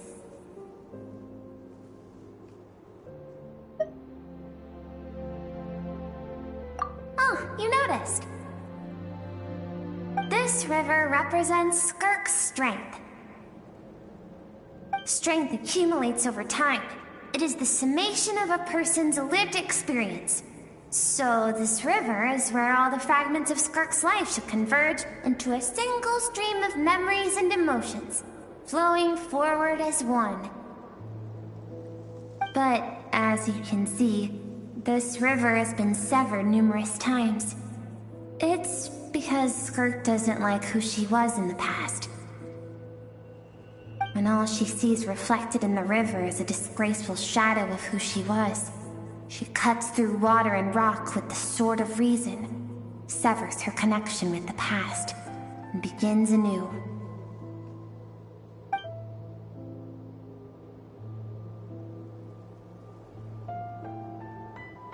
You must learn to shut out all the pointless emotion.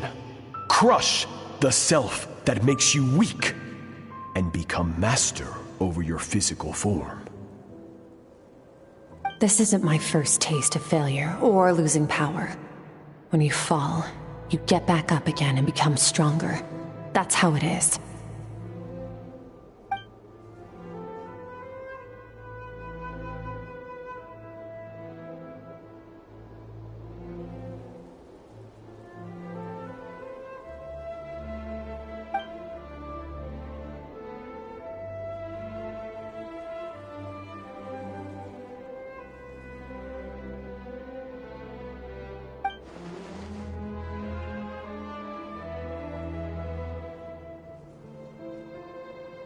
The answer to one mystery invites another question, I see. Let's follow the river upstream. There among the cliffs, among the memories etched into her heart, lies the truth of it all. Soon, you'll understand everything.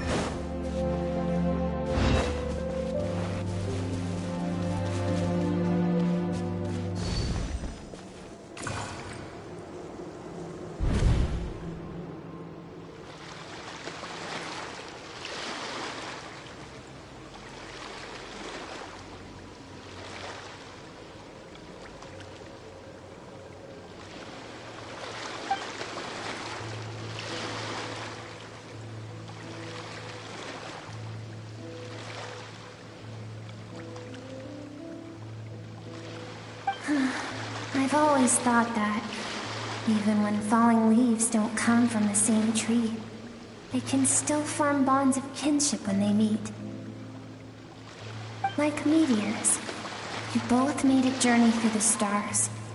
Both travelers who have landed on a planet that is not your home. Yet, when she first noticed your presence, although she hesitated for a moment, she still chose to walk away. and different as ever.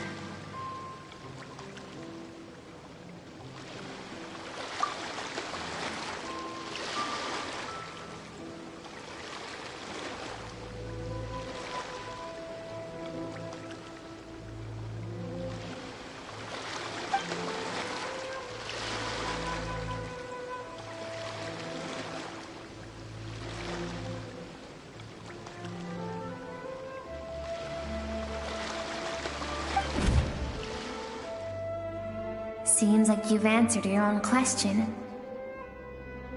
Skirk sees herself as a trespasser in this world. She's made a conscious choice to avoid altering its path. But the reason for that decision stems from events much earlier on in her life. Let's keep going. It's still a long way to the source of the river.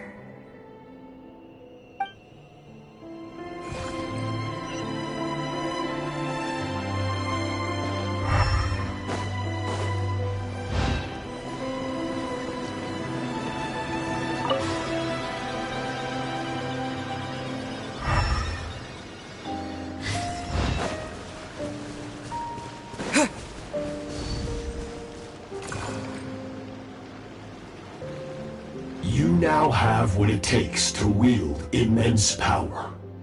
From this day forth, I shall teach you no more. No one can become a worthy warrior through imitation alone. I have given you fangs and claws. Now, you must learn to hunt. You wish me to travel the world beyond on my own, Master? Indeed. Make new friends. Embark on your own journey. And piece together a new future from the shattered remnants of your past. We will still have contact through the abyss. But know this. One day, I will take the life you worked so hard to rebuild and reduce it to ashes. Just like the fire that haunts your mind. Why would you do that? I have told you before, fear is the catalyst for human evolution. You have tasted loss. You have known fear so deep it can be felt in the bones. But as living beings, we all have an instinct to detach from that which harms us. And thus pain dampens over time, and the acrid taste of fear becomes but a distant memory. Yet now, I have bestowed upon you the gift of fear eternal. It will drown you in the nightmare of your childhood, or it shall drive you to defeat me whatever the cost.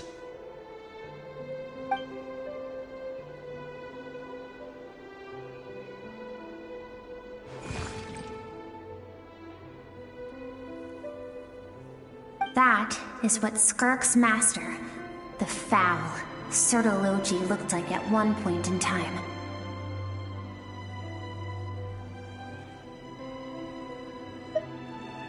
Of course, as a higher being, physical form is a triviality to him.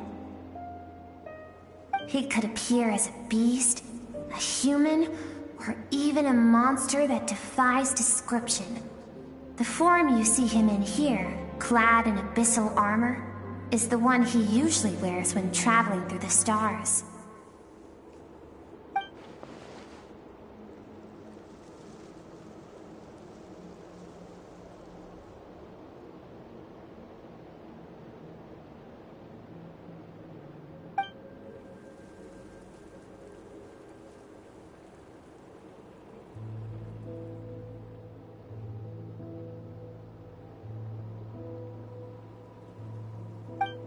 For certain reasons, I need to bridge the power gap between me and my master as quickly as possible. But first, I need to understand the source of his strength.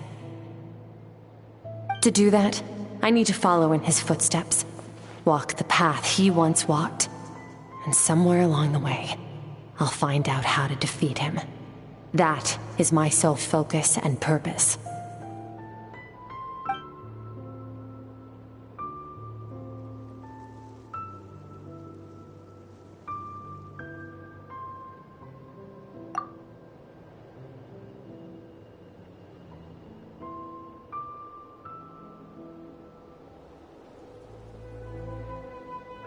I'll let you in on a little secret. The real Serology is terrifying. The scope of his power is impossible to understand until you experience it firsthand. It is absolute, the power to crush all things. Shall we keep going? Let's see. We're about halfway there.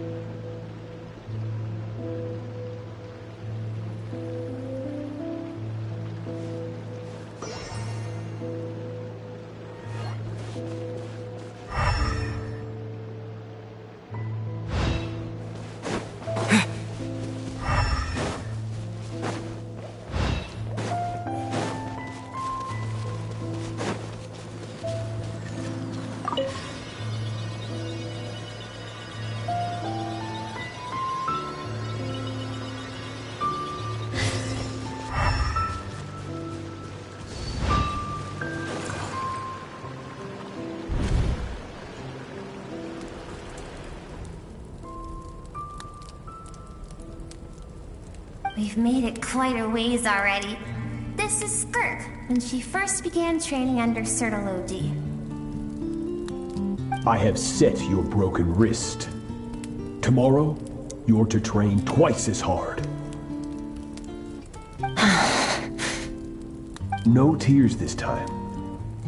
Good. Attempting to garner sympathy through tears is a habit of the weak.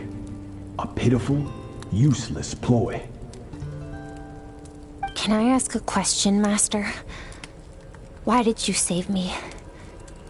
I keep thinking, maybe it would be better if I had died. I wouldn't be haunted by that fire all the time.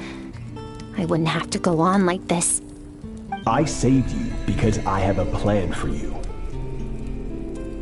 It has been too long since I fought a battle that demanded my full strength, and I hunger for it. Every so-called genius and prodigy I have faced has crumbled like sand underfoot. Before me, even fate bends the knee. So, I will teach you everything I know. Train you by whatever means necessary, in the hope that one day, you might surprise me. But I don't want to draw my sword against you, Master. What you want matters little.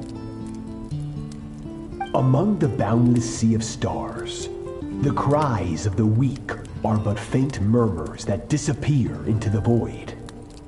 You of all people know that well. Yes, Master. From that day forward, all she knew was grueling training, emptiness, and fatigue. After some time, her talent bloomed, and she gained control over her emotions, like her master. How should I put it? It was not that human emotion disappeared from her heart, but that reason came to dictate all she was allowed to feel. I suppose it was at this point that she became the Skirk you know today.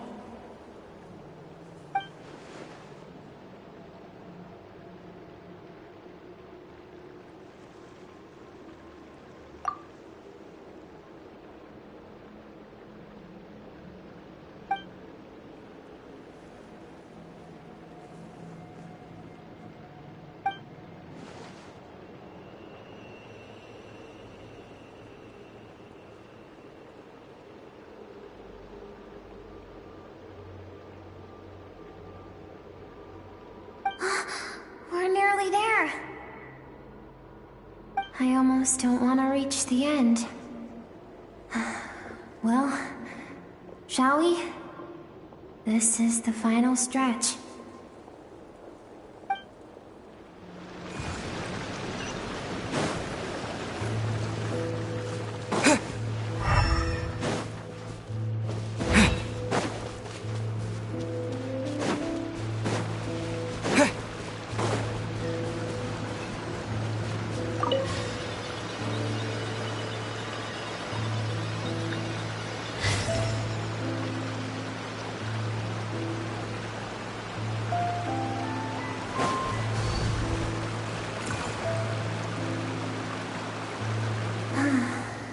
These are Skirk's happiest memories. What a simple and carefree time it was. Wisps of clouds dotted the sky. The sun bathed everything in golden light. And when song filled the air, not even the shyest of flowers could resist swaying along. This is Skirk's homeland. She was so curious about everything as a child, always skipping school to go exploring instead. There was so much to discover.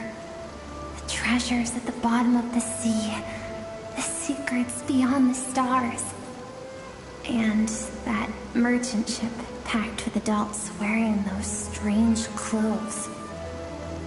Yes, the ship. That was the beginning of the end. It was a spaceship. When it arrived, the people that disembarked wore smiles on their faces and spoke of friendship. They claimed to be merchants from a neighboring planet, looking to establish trade. Skirk's parents, her relatives, her neighbors, everyone welcomed the newcomers with open arms and allowed them to explore the planet. To them, the visitors were guests and should be treated with hospitality. No one had any idea of what was to come. Several months later, an army of unknown origin arrived without warning and carried out a ruthless campaign to destroy everything and everyone on the planet. Skirk had skipped school that day, like so many times before, so she was not caught in the immediate wave of destruction. But when she came home that day, only fire and ruin awaited her. Countless people cried out to her for help. People she knew and loved, friends and relatives, the little girl who lived next door, the shop owner with the bad leg, the bad-tempered teacher she had made fun of just that morning. Their lives were discarded like worthless trash as the fire consumed one life after another. Skirk was helpless.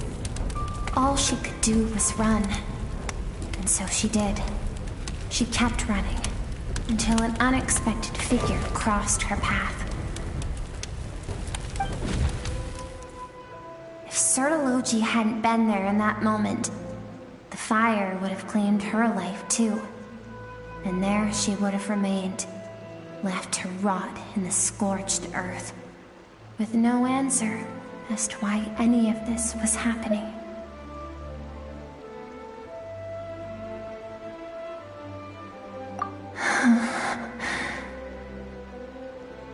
Because she and her people were seen as a threat.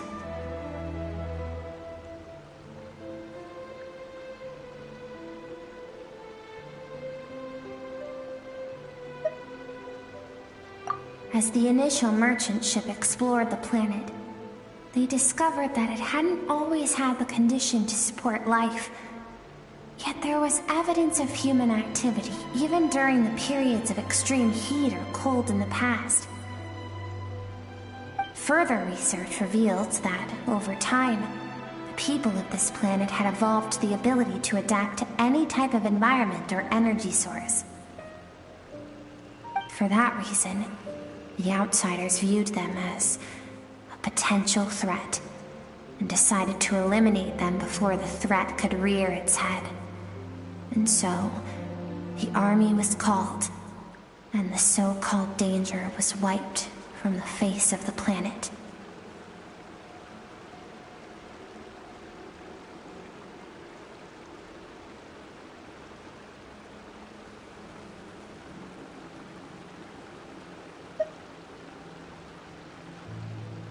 Senseless, isn't it? Deemed a threat because of a gift they didn't even know they had. Perhaps it was their own innocence and kindness that doomed them. But in the end, that was lost to the blaze as well.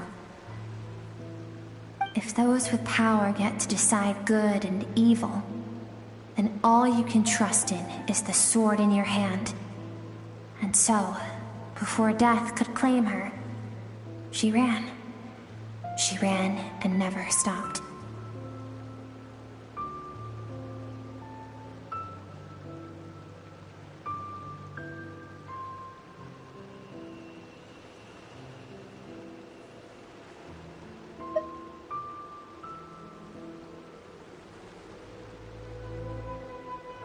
No one wants to relive their most painful moments. Well, that brings us to the end of the story. This is as far as we can go. Skirk is waiting over there. For both of us.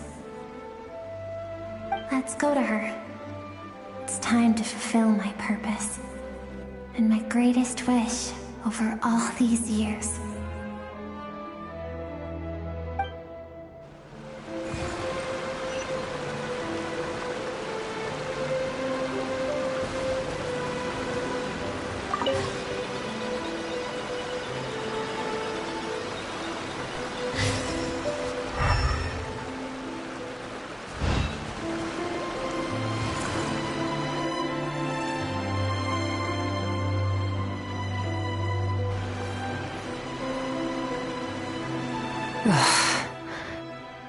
So all this, just so you could bring him here. I have things to say to you. Well, to me. I want someone to witness our reconciliation, even if it takes an argument to get there. And he is the best choice in this moment.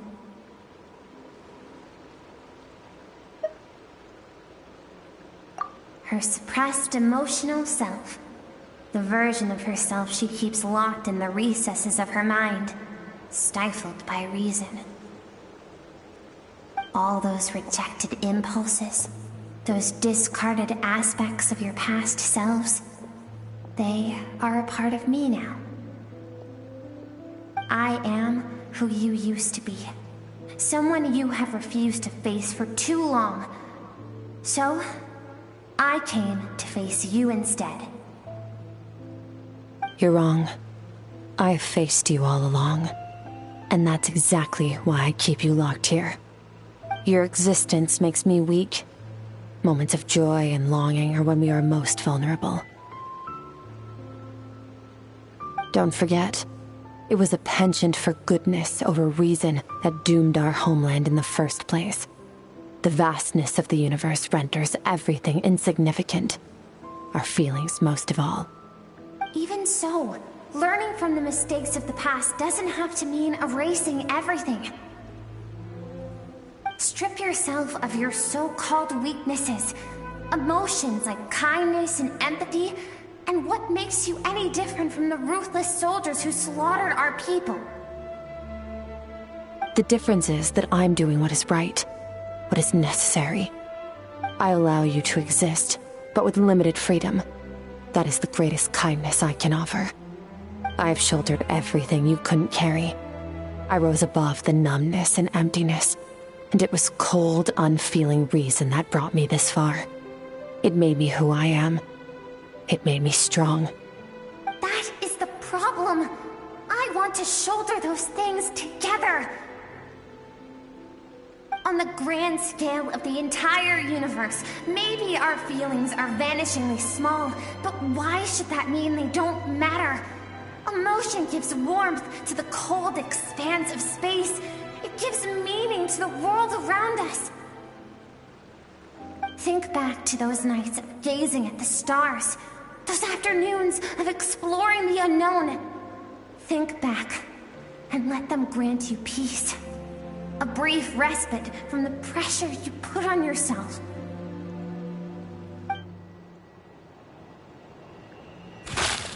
That isn't what we need. Exactly what we need! Aren't you curious about why recovering your strength has taken longer than normal this time? Finally, you get to the important part. That is the only answer I came here to find. Then look around. Look at your inner world. You cast aside your dreams and curiosity, and in doing so, you lost your original motivation. You severed all connection to who you used to be, so you can no longer draw strength from your past. Now, the only things driving you forward are fear and survivor's guilt. But these cannot take you far enough. And so, this river, the source of your strength, grows more polluted by the day. And do you think that means I should seek help from a weak little thing like you?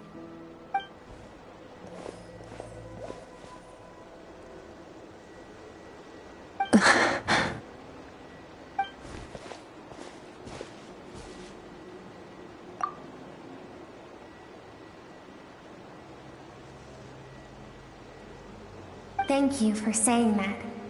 I knew bringing you here would be the right choice. To be honest, I'm not here to argue with you. This isn't about who's right or wrong. And in fact, I agree that in order to make it through the wake of that tragedy, we had to distance ourselves from the pain through reason over emotion. But what is right at one point in time isn't always right forever. I know you will never forget that fire.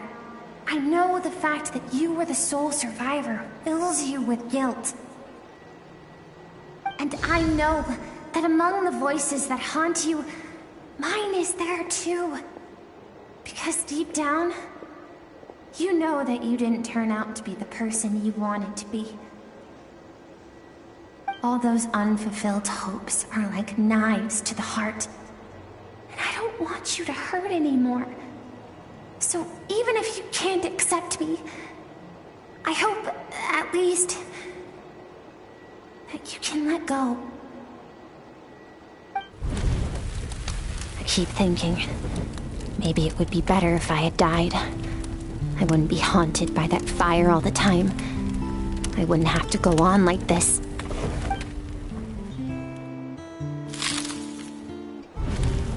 Your dad and I, we're not afraid to stare death in the face, but we need you to survive.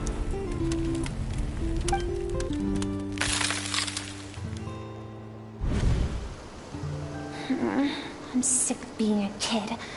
There's so many amazing things out there, and I'm ready to see them all.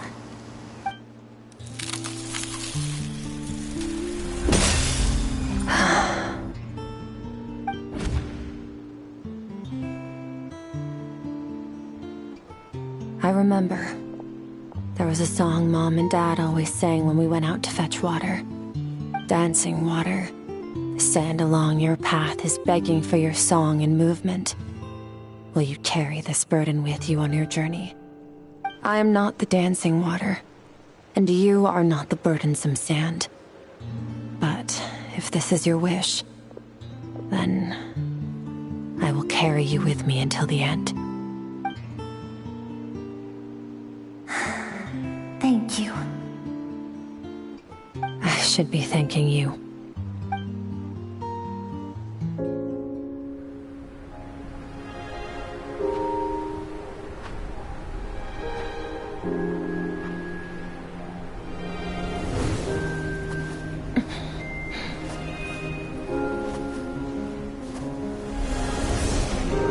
Run, Skirk, run! Remember, leave no one alive! Heed my words, Skirk. Let fear take root in your soul. Did you survive? Why was it only you? Skirk, did you become a positive light in this world?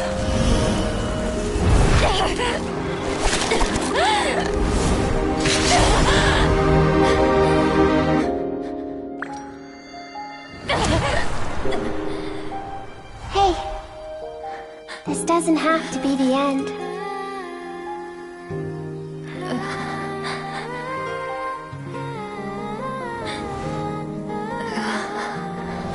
Life is a gift. Don't let darkness claim it.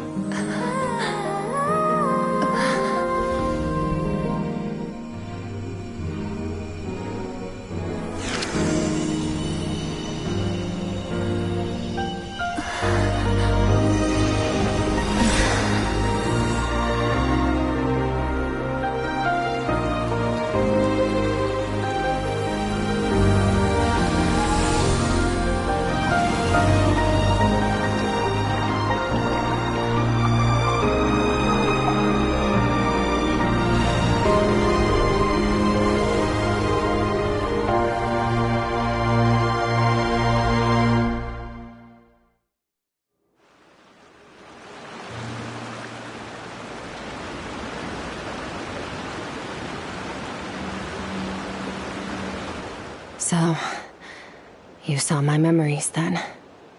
I once asked my master if survival of the strongest was the law of the universe. He said no. But in a world without order, those with no moral boundaries tend to be the ones who survive.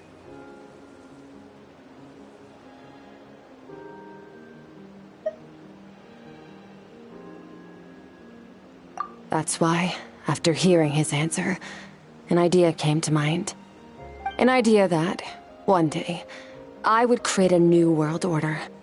One in which there would never be another tragedy like that fire.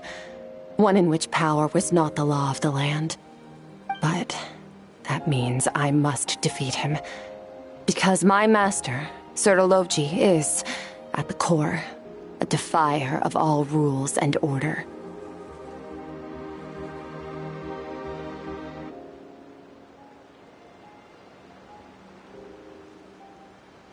Yes, and not just because of the gap in our abilities, but also because I have no reason to see him as an enemy.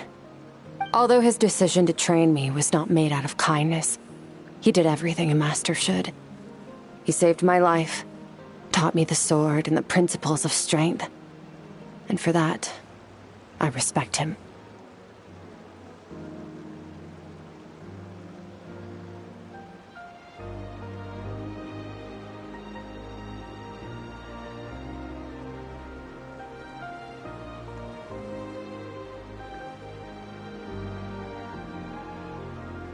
I know. And it's not something I want. But Master never goes back on his word. I have to treat everything he says as a promise. He's no longer into that. But he sends me messages through the abyss every now and then. Most of them are simple greetings, or an answer to one of my questions. Every time I hear from him, my heart skips a beat. And I wonder if this is the moment where he'll finally appear before me and tear down everything I've built to pieces. Maybe that means I do live in eternal fear, just like he said. Yes, I respect him, but I'm also afraid of him. And for that reason, the pursuit of strength consumes every moment of my life. I don't know what Master has planned, but I have to be ready.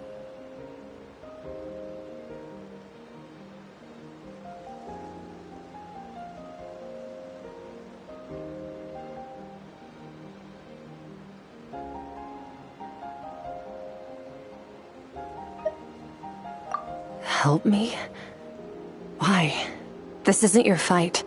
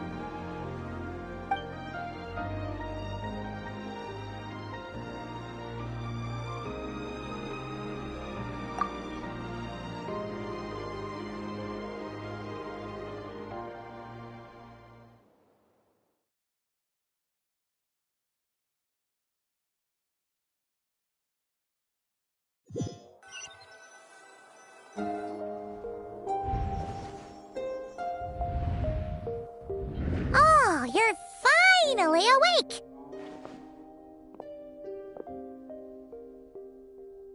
Honestly, Paimon was gone for like 2 seconds and then she comes back and finds you both unconscious? Oh, you scared Paimon half to death. You're both okay, right? What does it look like?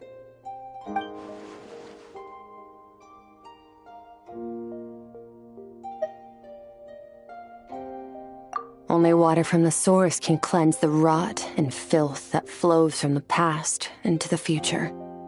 I taught you to incorporate the experiences from your journey into how you fight. I suppose what happened today will become an inseparable part of who I am. Okay, so Paimon feels like she's missing some important context. But whatever. Paimon brought back tons of delicious snacks. Let's dig in.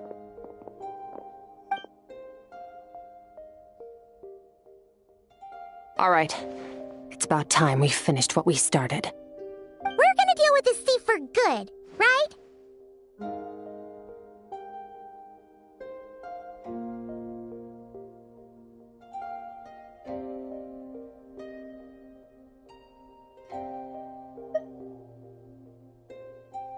This time, I'm not going to tell you to hold back. But having digested even more power in the meantime, he's going to be tougher than before. The good news is, we have no reason to pull our punches this time. So, let's go. Same place as last time.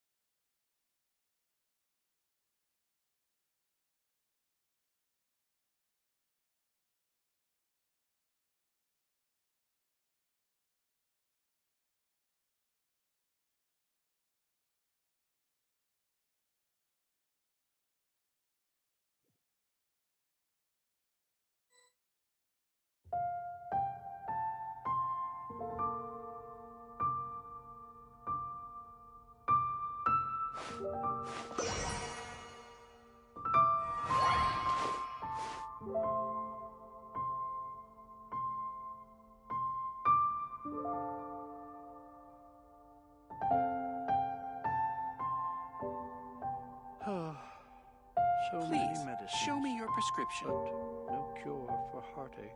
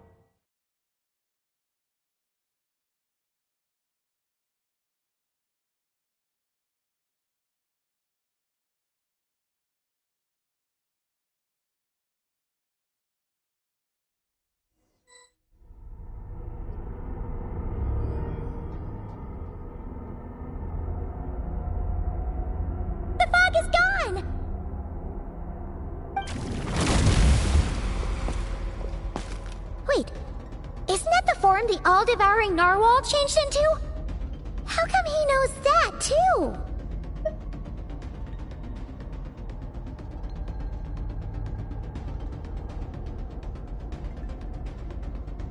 Really? So, you're telling Paimon that giant whale and this guy can both turn into the fowl?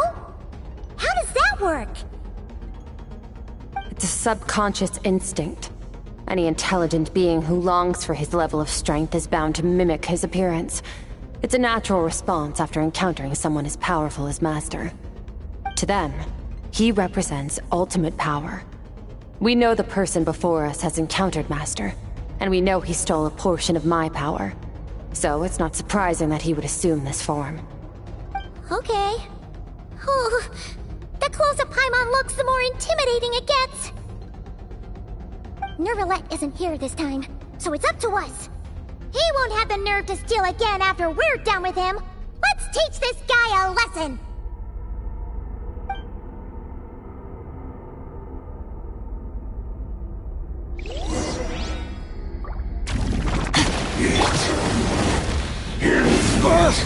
Everlasting. Yeah!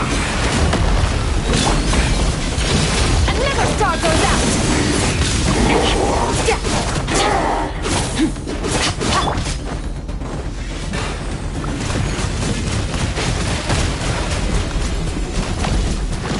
Go!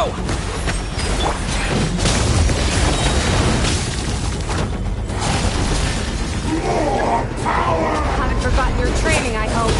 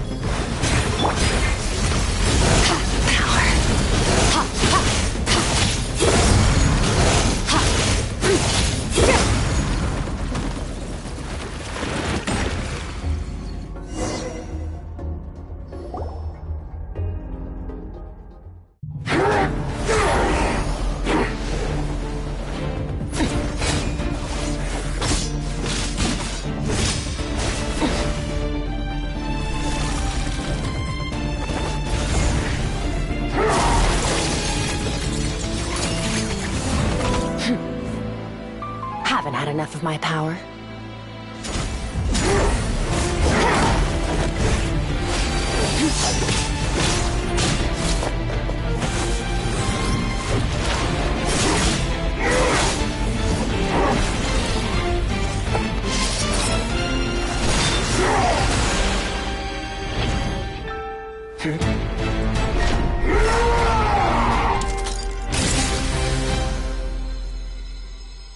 Well then, let's see how much more of this power you can handle.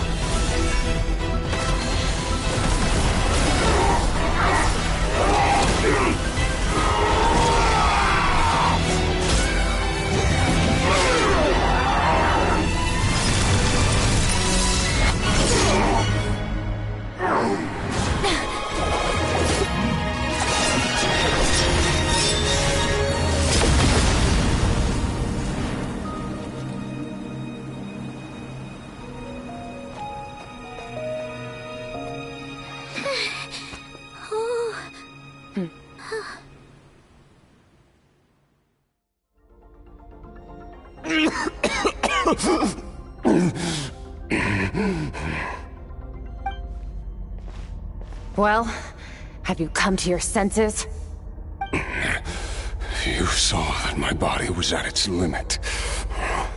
So, you deliberately channeled your power into me, knowing that it would destroy my shell from within. Such power, such keen battle instincts. So you must be... Skirk, Sertologi's disciple. How long has it been?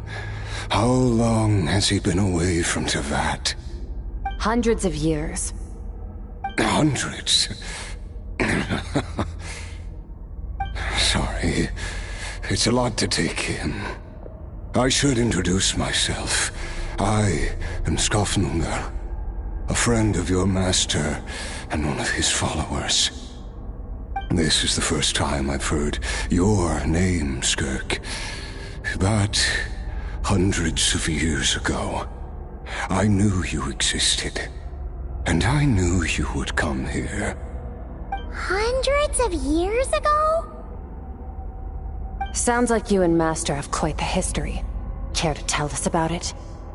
Of course. Might as well take advantage of a clear head while I can. The story starts a long, long time ago. I was born into a noble family in Khaenri'ah. As the eldest son, I was set to inherit our title. But I contracted an incurable illness as a child, and everyone gave up on me. I trained the sword harder than anyone else, defeated all of my peers. But it was all in vain. When other people looked at me, all I saw in their eyes was pity or a strange glee in my misfortune. Even my parents were just waiting for me to die. Over time, my heart hardened, and I became aimless. That was the point where I met your master, Sertologi. We were similar in age, but different in background. He was born in prison, the son of criminals who had been sentenced to death.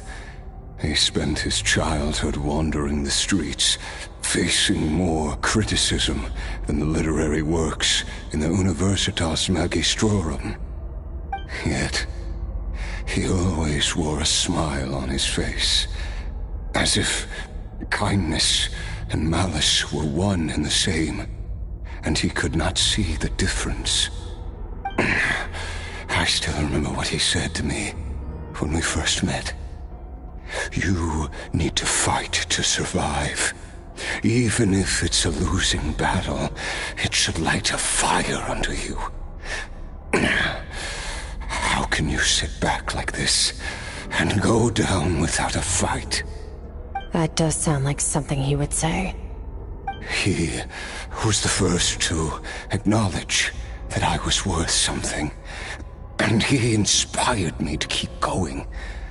When we sparred together, it was the first time I'd actually felt the thrill of combat.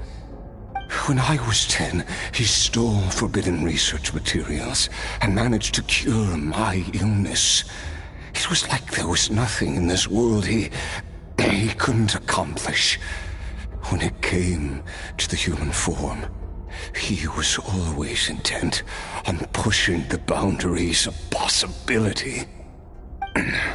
But somewhere along the way, I fell behind.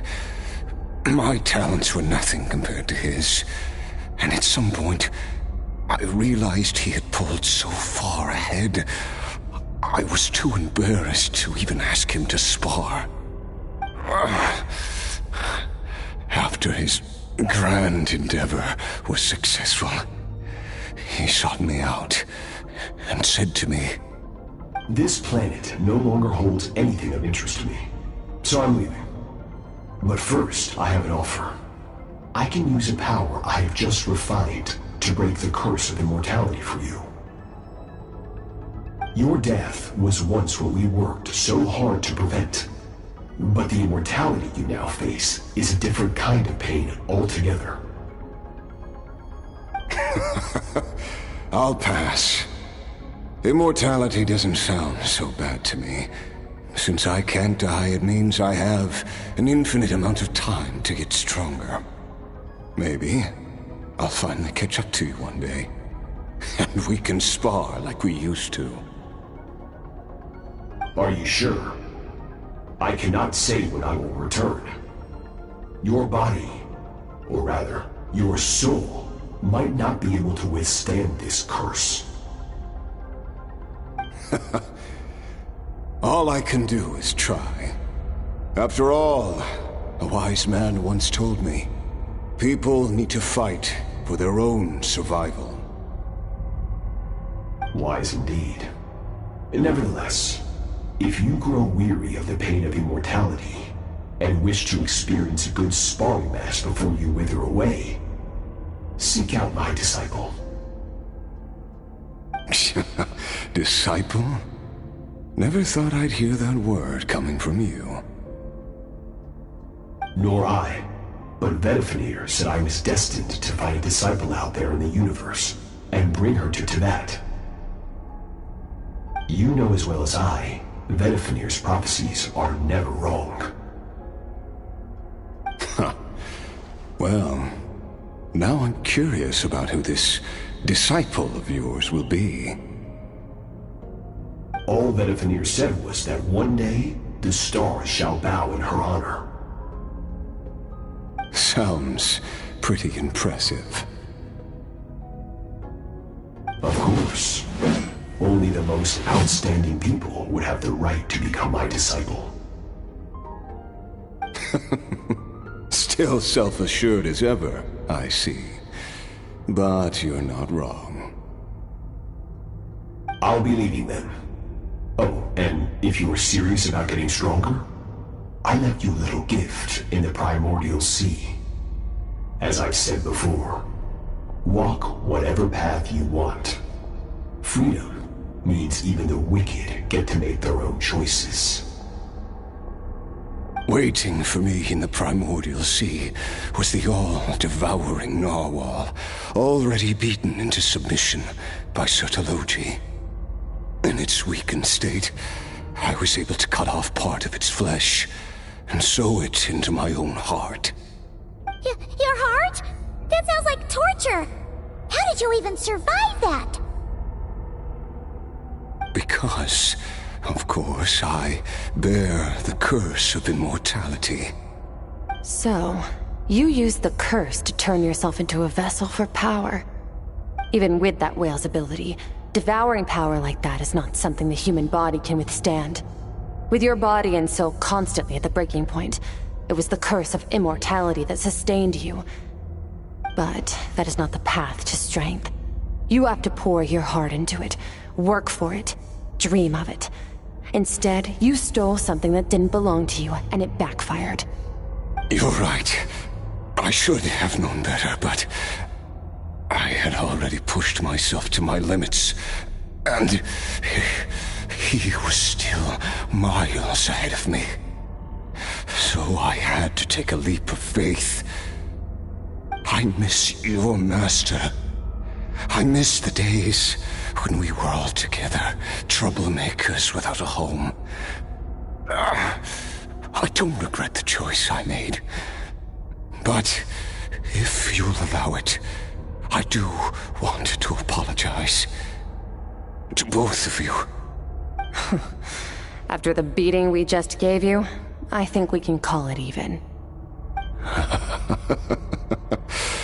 You're an interesting one as well.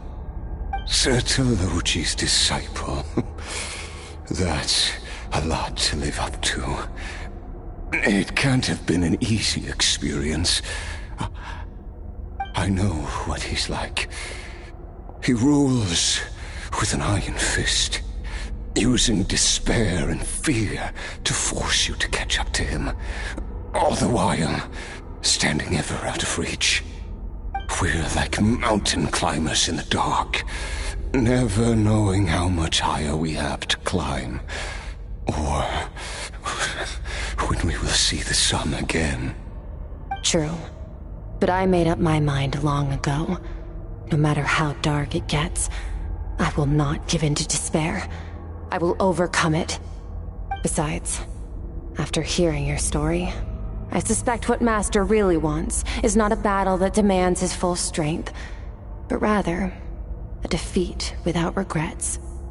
Oh? Since you're his friend, you must have some things in common. First time we came here, when you stabbed me through the fog and stole my power, I felt no emotion coming from that spike.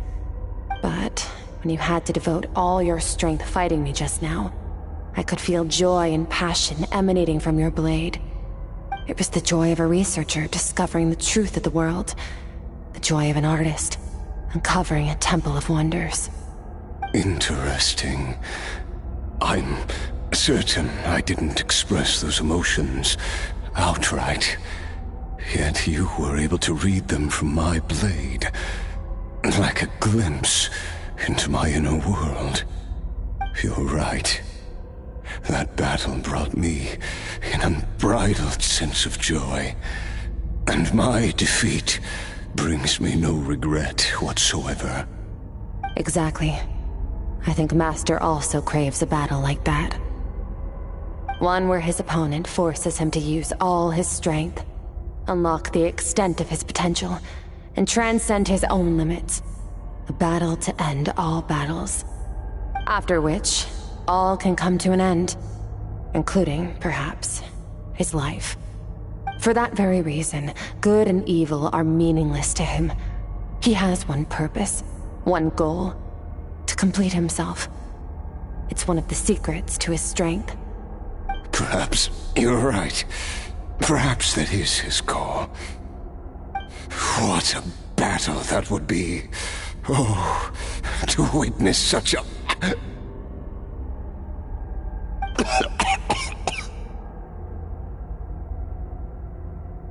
Are you okay? Too many different kinds of power are surging through my body. The curse of immortality allows it all to coexist, but it does not remove the pain. I won't be able to hold on to my sanity for much longer. What a shame. I would have loved to witness that battle. Serenitea once offered to free me from this curse. Now, I must ask that of you, Skirk. Can you release me from the pain? I can, but not through death, if that's what you were hoping for. It's not a suitable punishment for your crime. As an alternative, I can take your consciousness, along with all the power you've consumed, and smash it to pieces. The impurities will dissipate, and under the curse of immortality, your mind and body will regenerate. When that process is complete, you will be back to who you were before, no longer tortured by powers you can't control. But it will be a time-consuming and painful process. The decision is yours to make. I accept. And who knows? Perhaps I'll wake up in time to witness your great battle with Serenitea. I have faith that you'll be able to stand against him one day. Though I know it'll be a long and arduous road. If we are climbers in the dark, it appears the dawn has finally broken for me. But your ascent continues. At least, it looks like you are not alone on your journey. I will reach the top of this mountain, no matter what it takes. And you, Skofnungr, will be my witness at the end of all things. That's finally over. Let's get out of here. Huh! At least we don't have to make a mad dash for the exit like last time.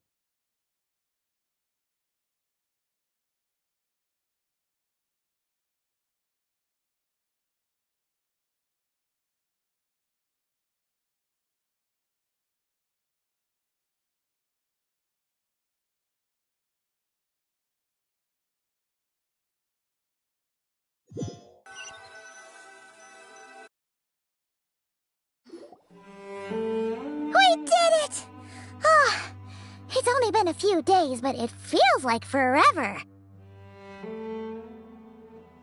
Once again, we've proved there's nothing we can't overcome. We're just that awesome. Wow, you sound even more confident than usual. Guess you really have become stronger. Today sure went by fast. It's night already. Oh wait, that reminds Paimon. The stars you mentioned, the ones that died out, are they back now? Yes. The power Skafnungur stole has been returned. So, the stars have regained their light. Great! Huh, it's crazy that you even noticed their light was gone. There are so many stars in the sky. If a few disappeared, Paimon definitely wouldn't be able to tell.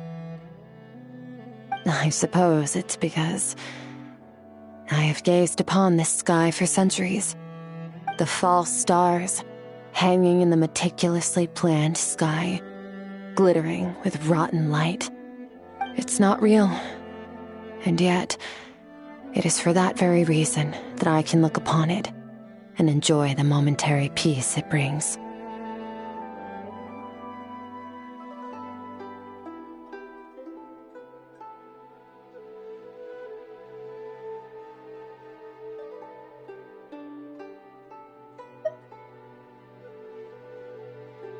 Even the most beautiful of bubbles has to burst. We will return to the real universe one day, whether of our own volition or not. Time marches ever forward. Even the innocent and naive will taste life's bitterness.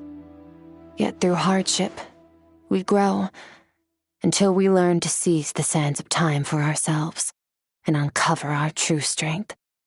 Though we gaze upon a false sky, its vastness and majesty is palpable. One can only wonder, what is it going to take for kindness to reign supreme in the vast expanse of the universe? Ugh, this is all going over Paimon's head. But if she knows one thing, it's that the traveler always finds a way. Ever since we met, he has filled Paimon's days with happiness. No matter how tough things get, he always finds a way to make it better. If it's too big a job for one person, then we'll do it with two. And if two's still not enough, then three. We've met so many amazing friends and accomplished so many amazing things. As long as we don't give up, we can make any wish come true. I suppose when it comes to you, anything is possible.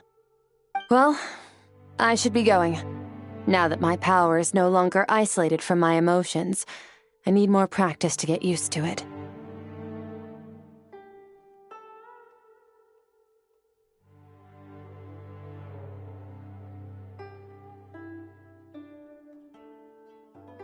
I suppose fate will decide. Maybe we'll bump into each other on the street. Or maybe we'll reunite on a different planet entirely. Regardless, reunions and partings are but passing moments. More than anything, I hope that at the end of this journey, wherever it takes us, we stand in a world reborn. One without war, pain, or forced partings. One where new life can bloom, even where there was once nothing but scorched earth. For this, we must all work to be stronger.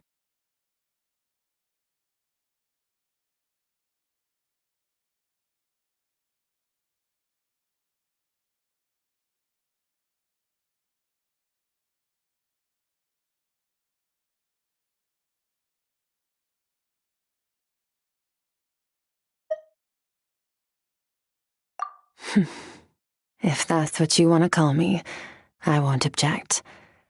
Goodbye. Bye!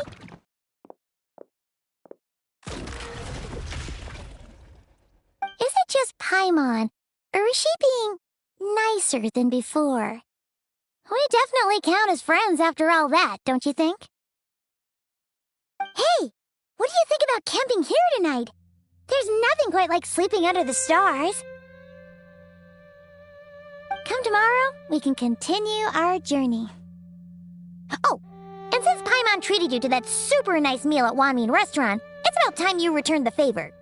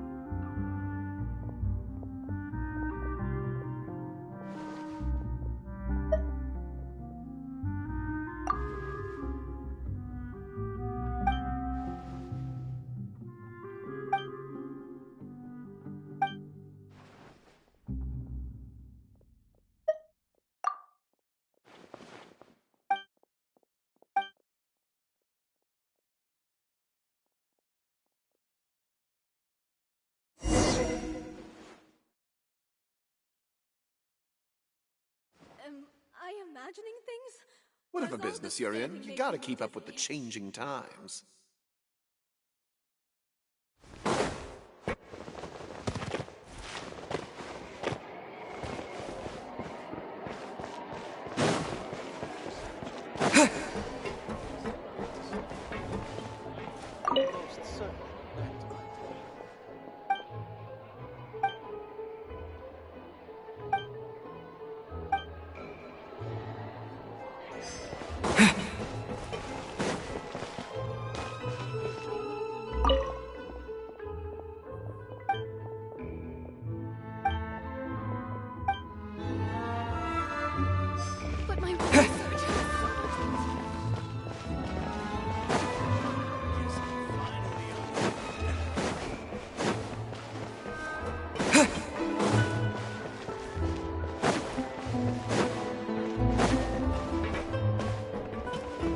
Say what you need.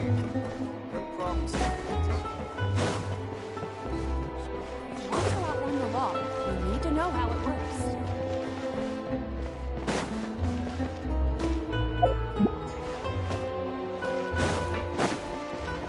I guess I'm finally on the...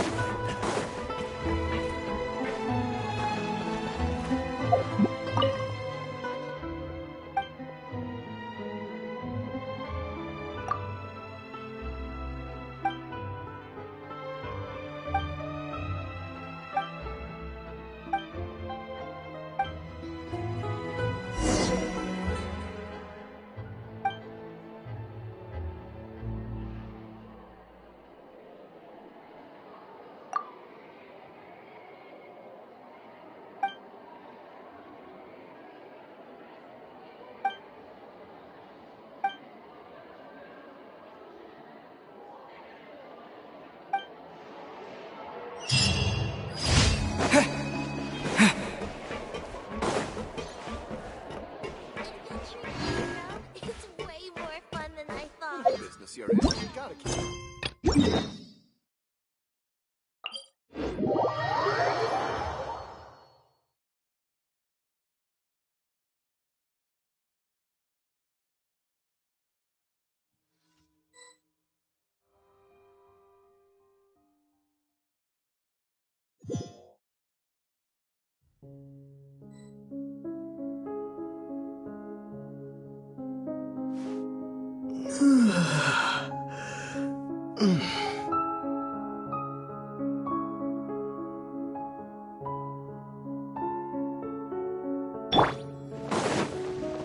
There is no another rule out.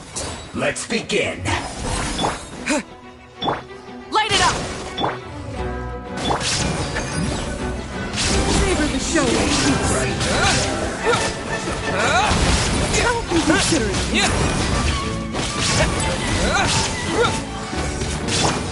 Illusion. End this quickly.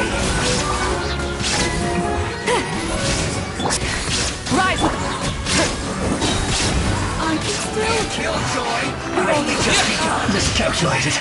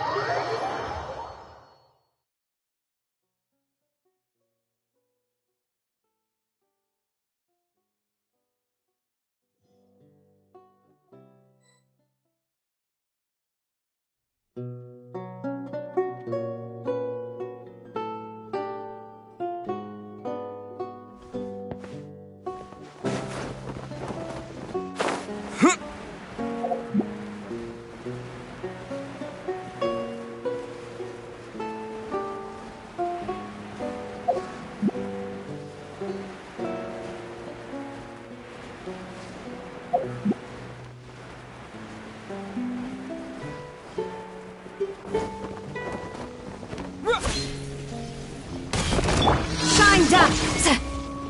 Show no mercy. Light it up.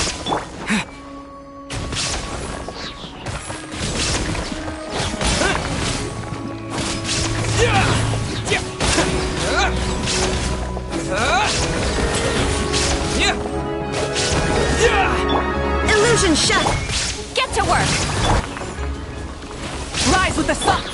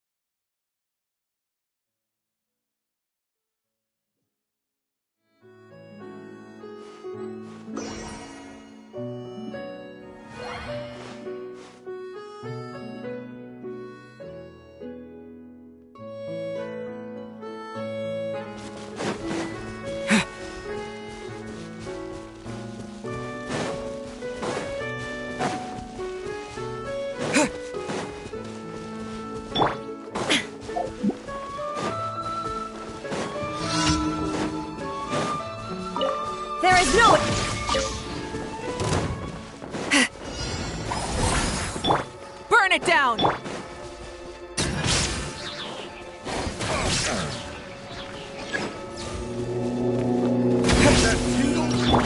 Illusion shattered!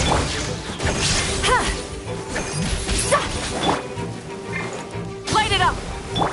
Fulfill our pact! I got careless. The wrong test subject.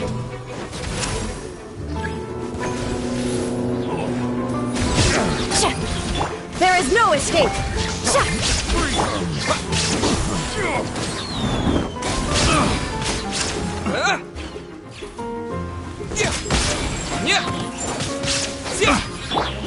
Shine down!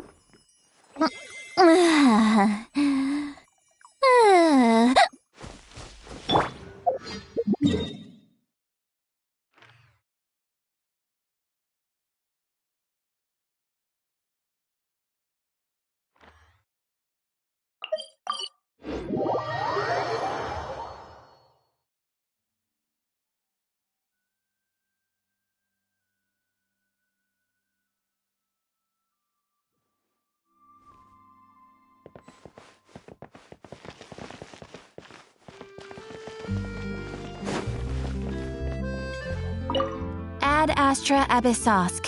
Welcome to the Adventurers Guild.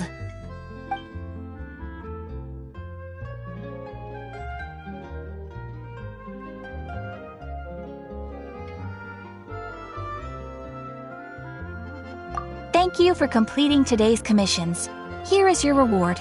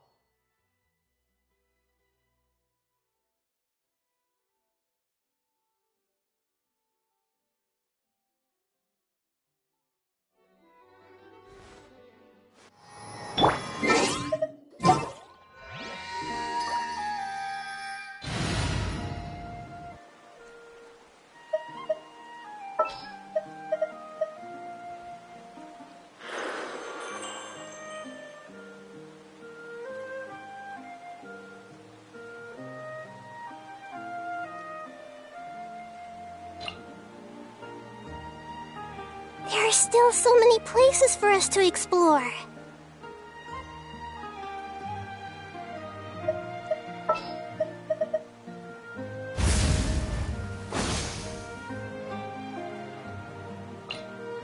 Anytime, any place.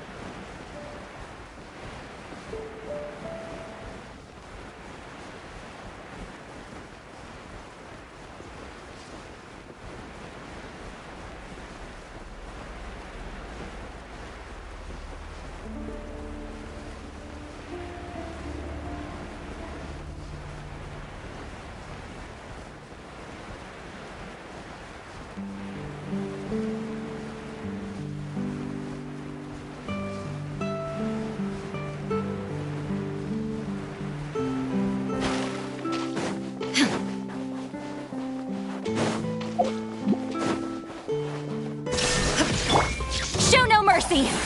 See, Laline, it's Papa! Sharing my knowledge! Burn it down! Wrath from the sky!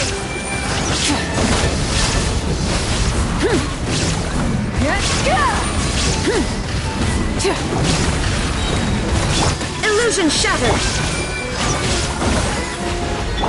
Committed to memory! Light it up! There is no escape!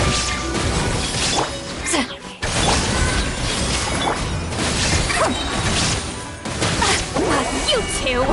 Time to end them! Let's play it a little. Make yourselves at home! Illusion shattered! Burn it down! Pyroclastic surge!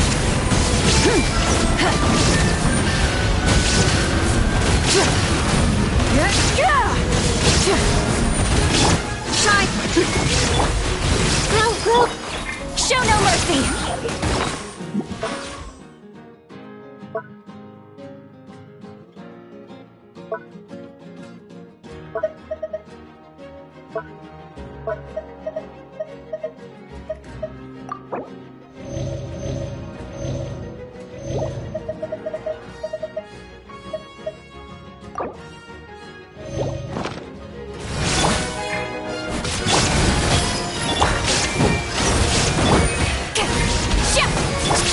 There is no escape! Committed to memory!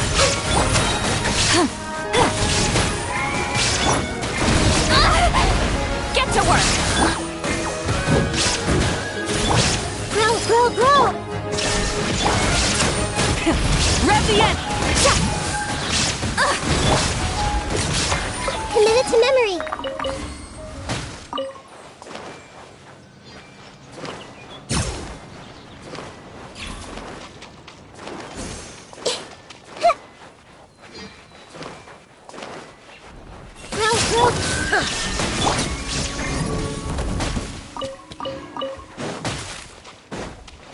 Fulfill our pact!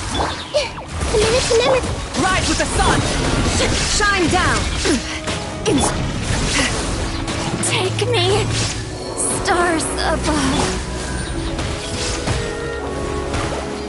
I don't understand. Full throttle!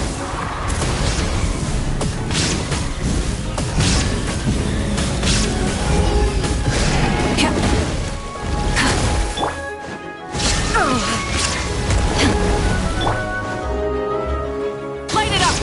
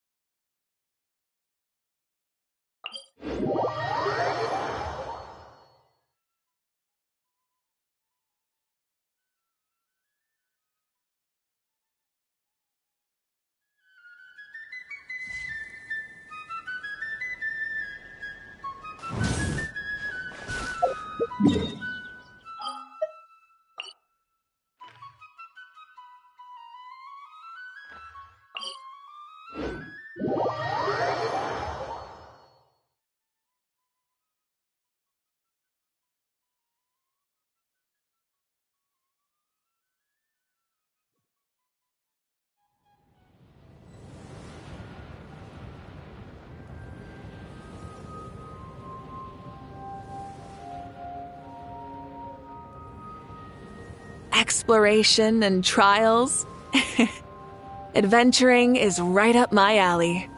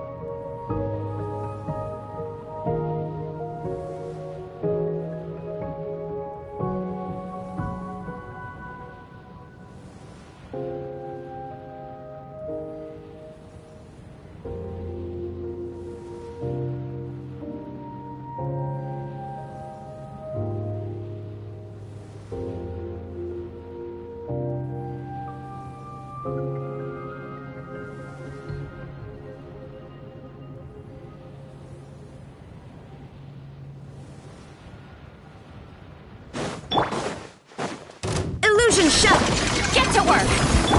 Grow!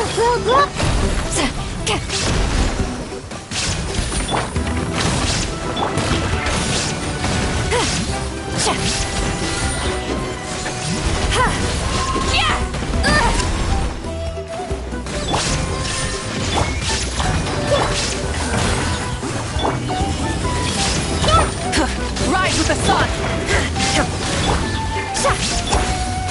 Committed to memory! Suffer the wrath of Eastling! This may hurt a little. Share my knowledge! Let's ride!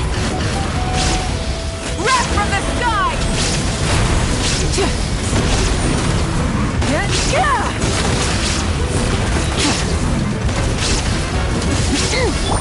Shine down! Fulfill our pact! Burn it down! Grow!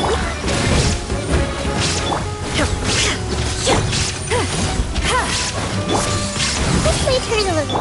Get to work! You two! Time to... There is no escape! The Temple of Wisdom! Try and stop me! Light of the blazing sun!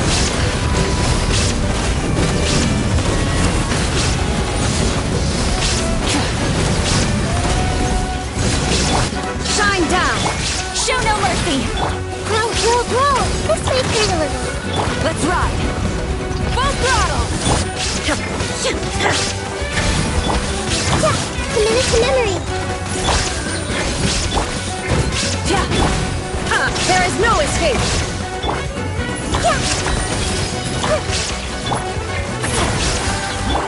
Rise with the sun! Shine down!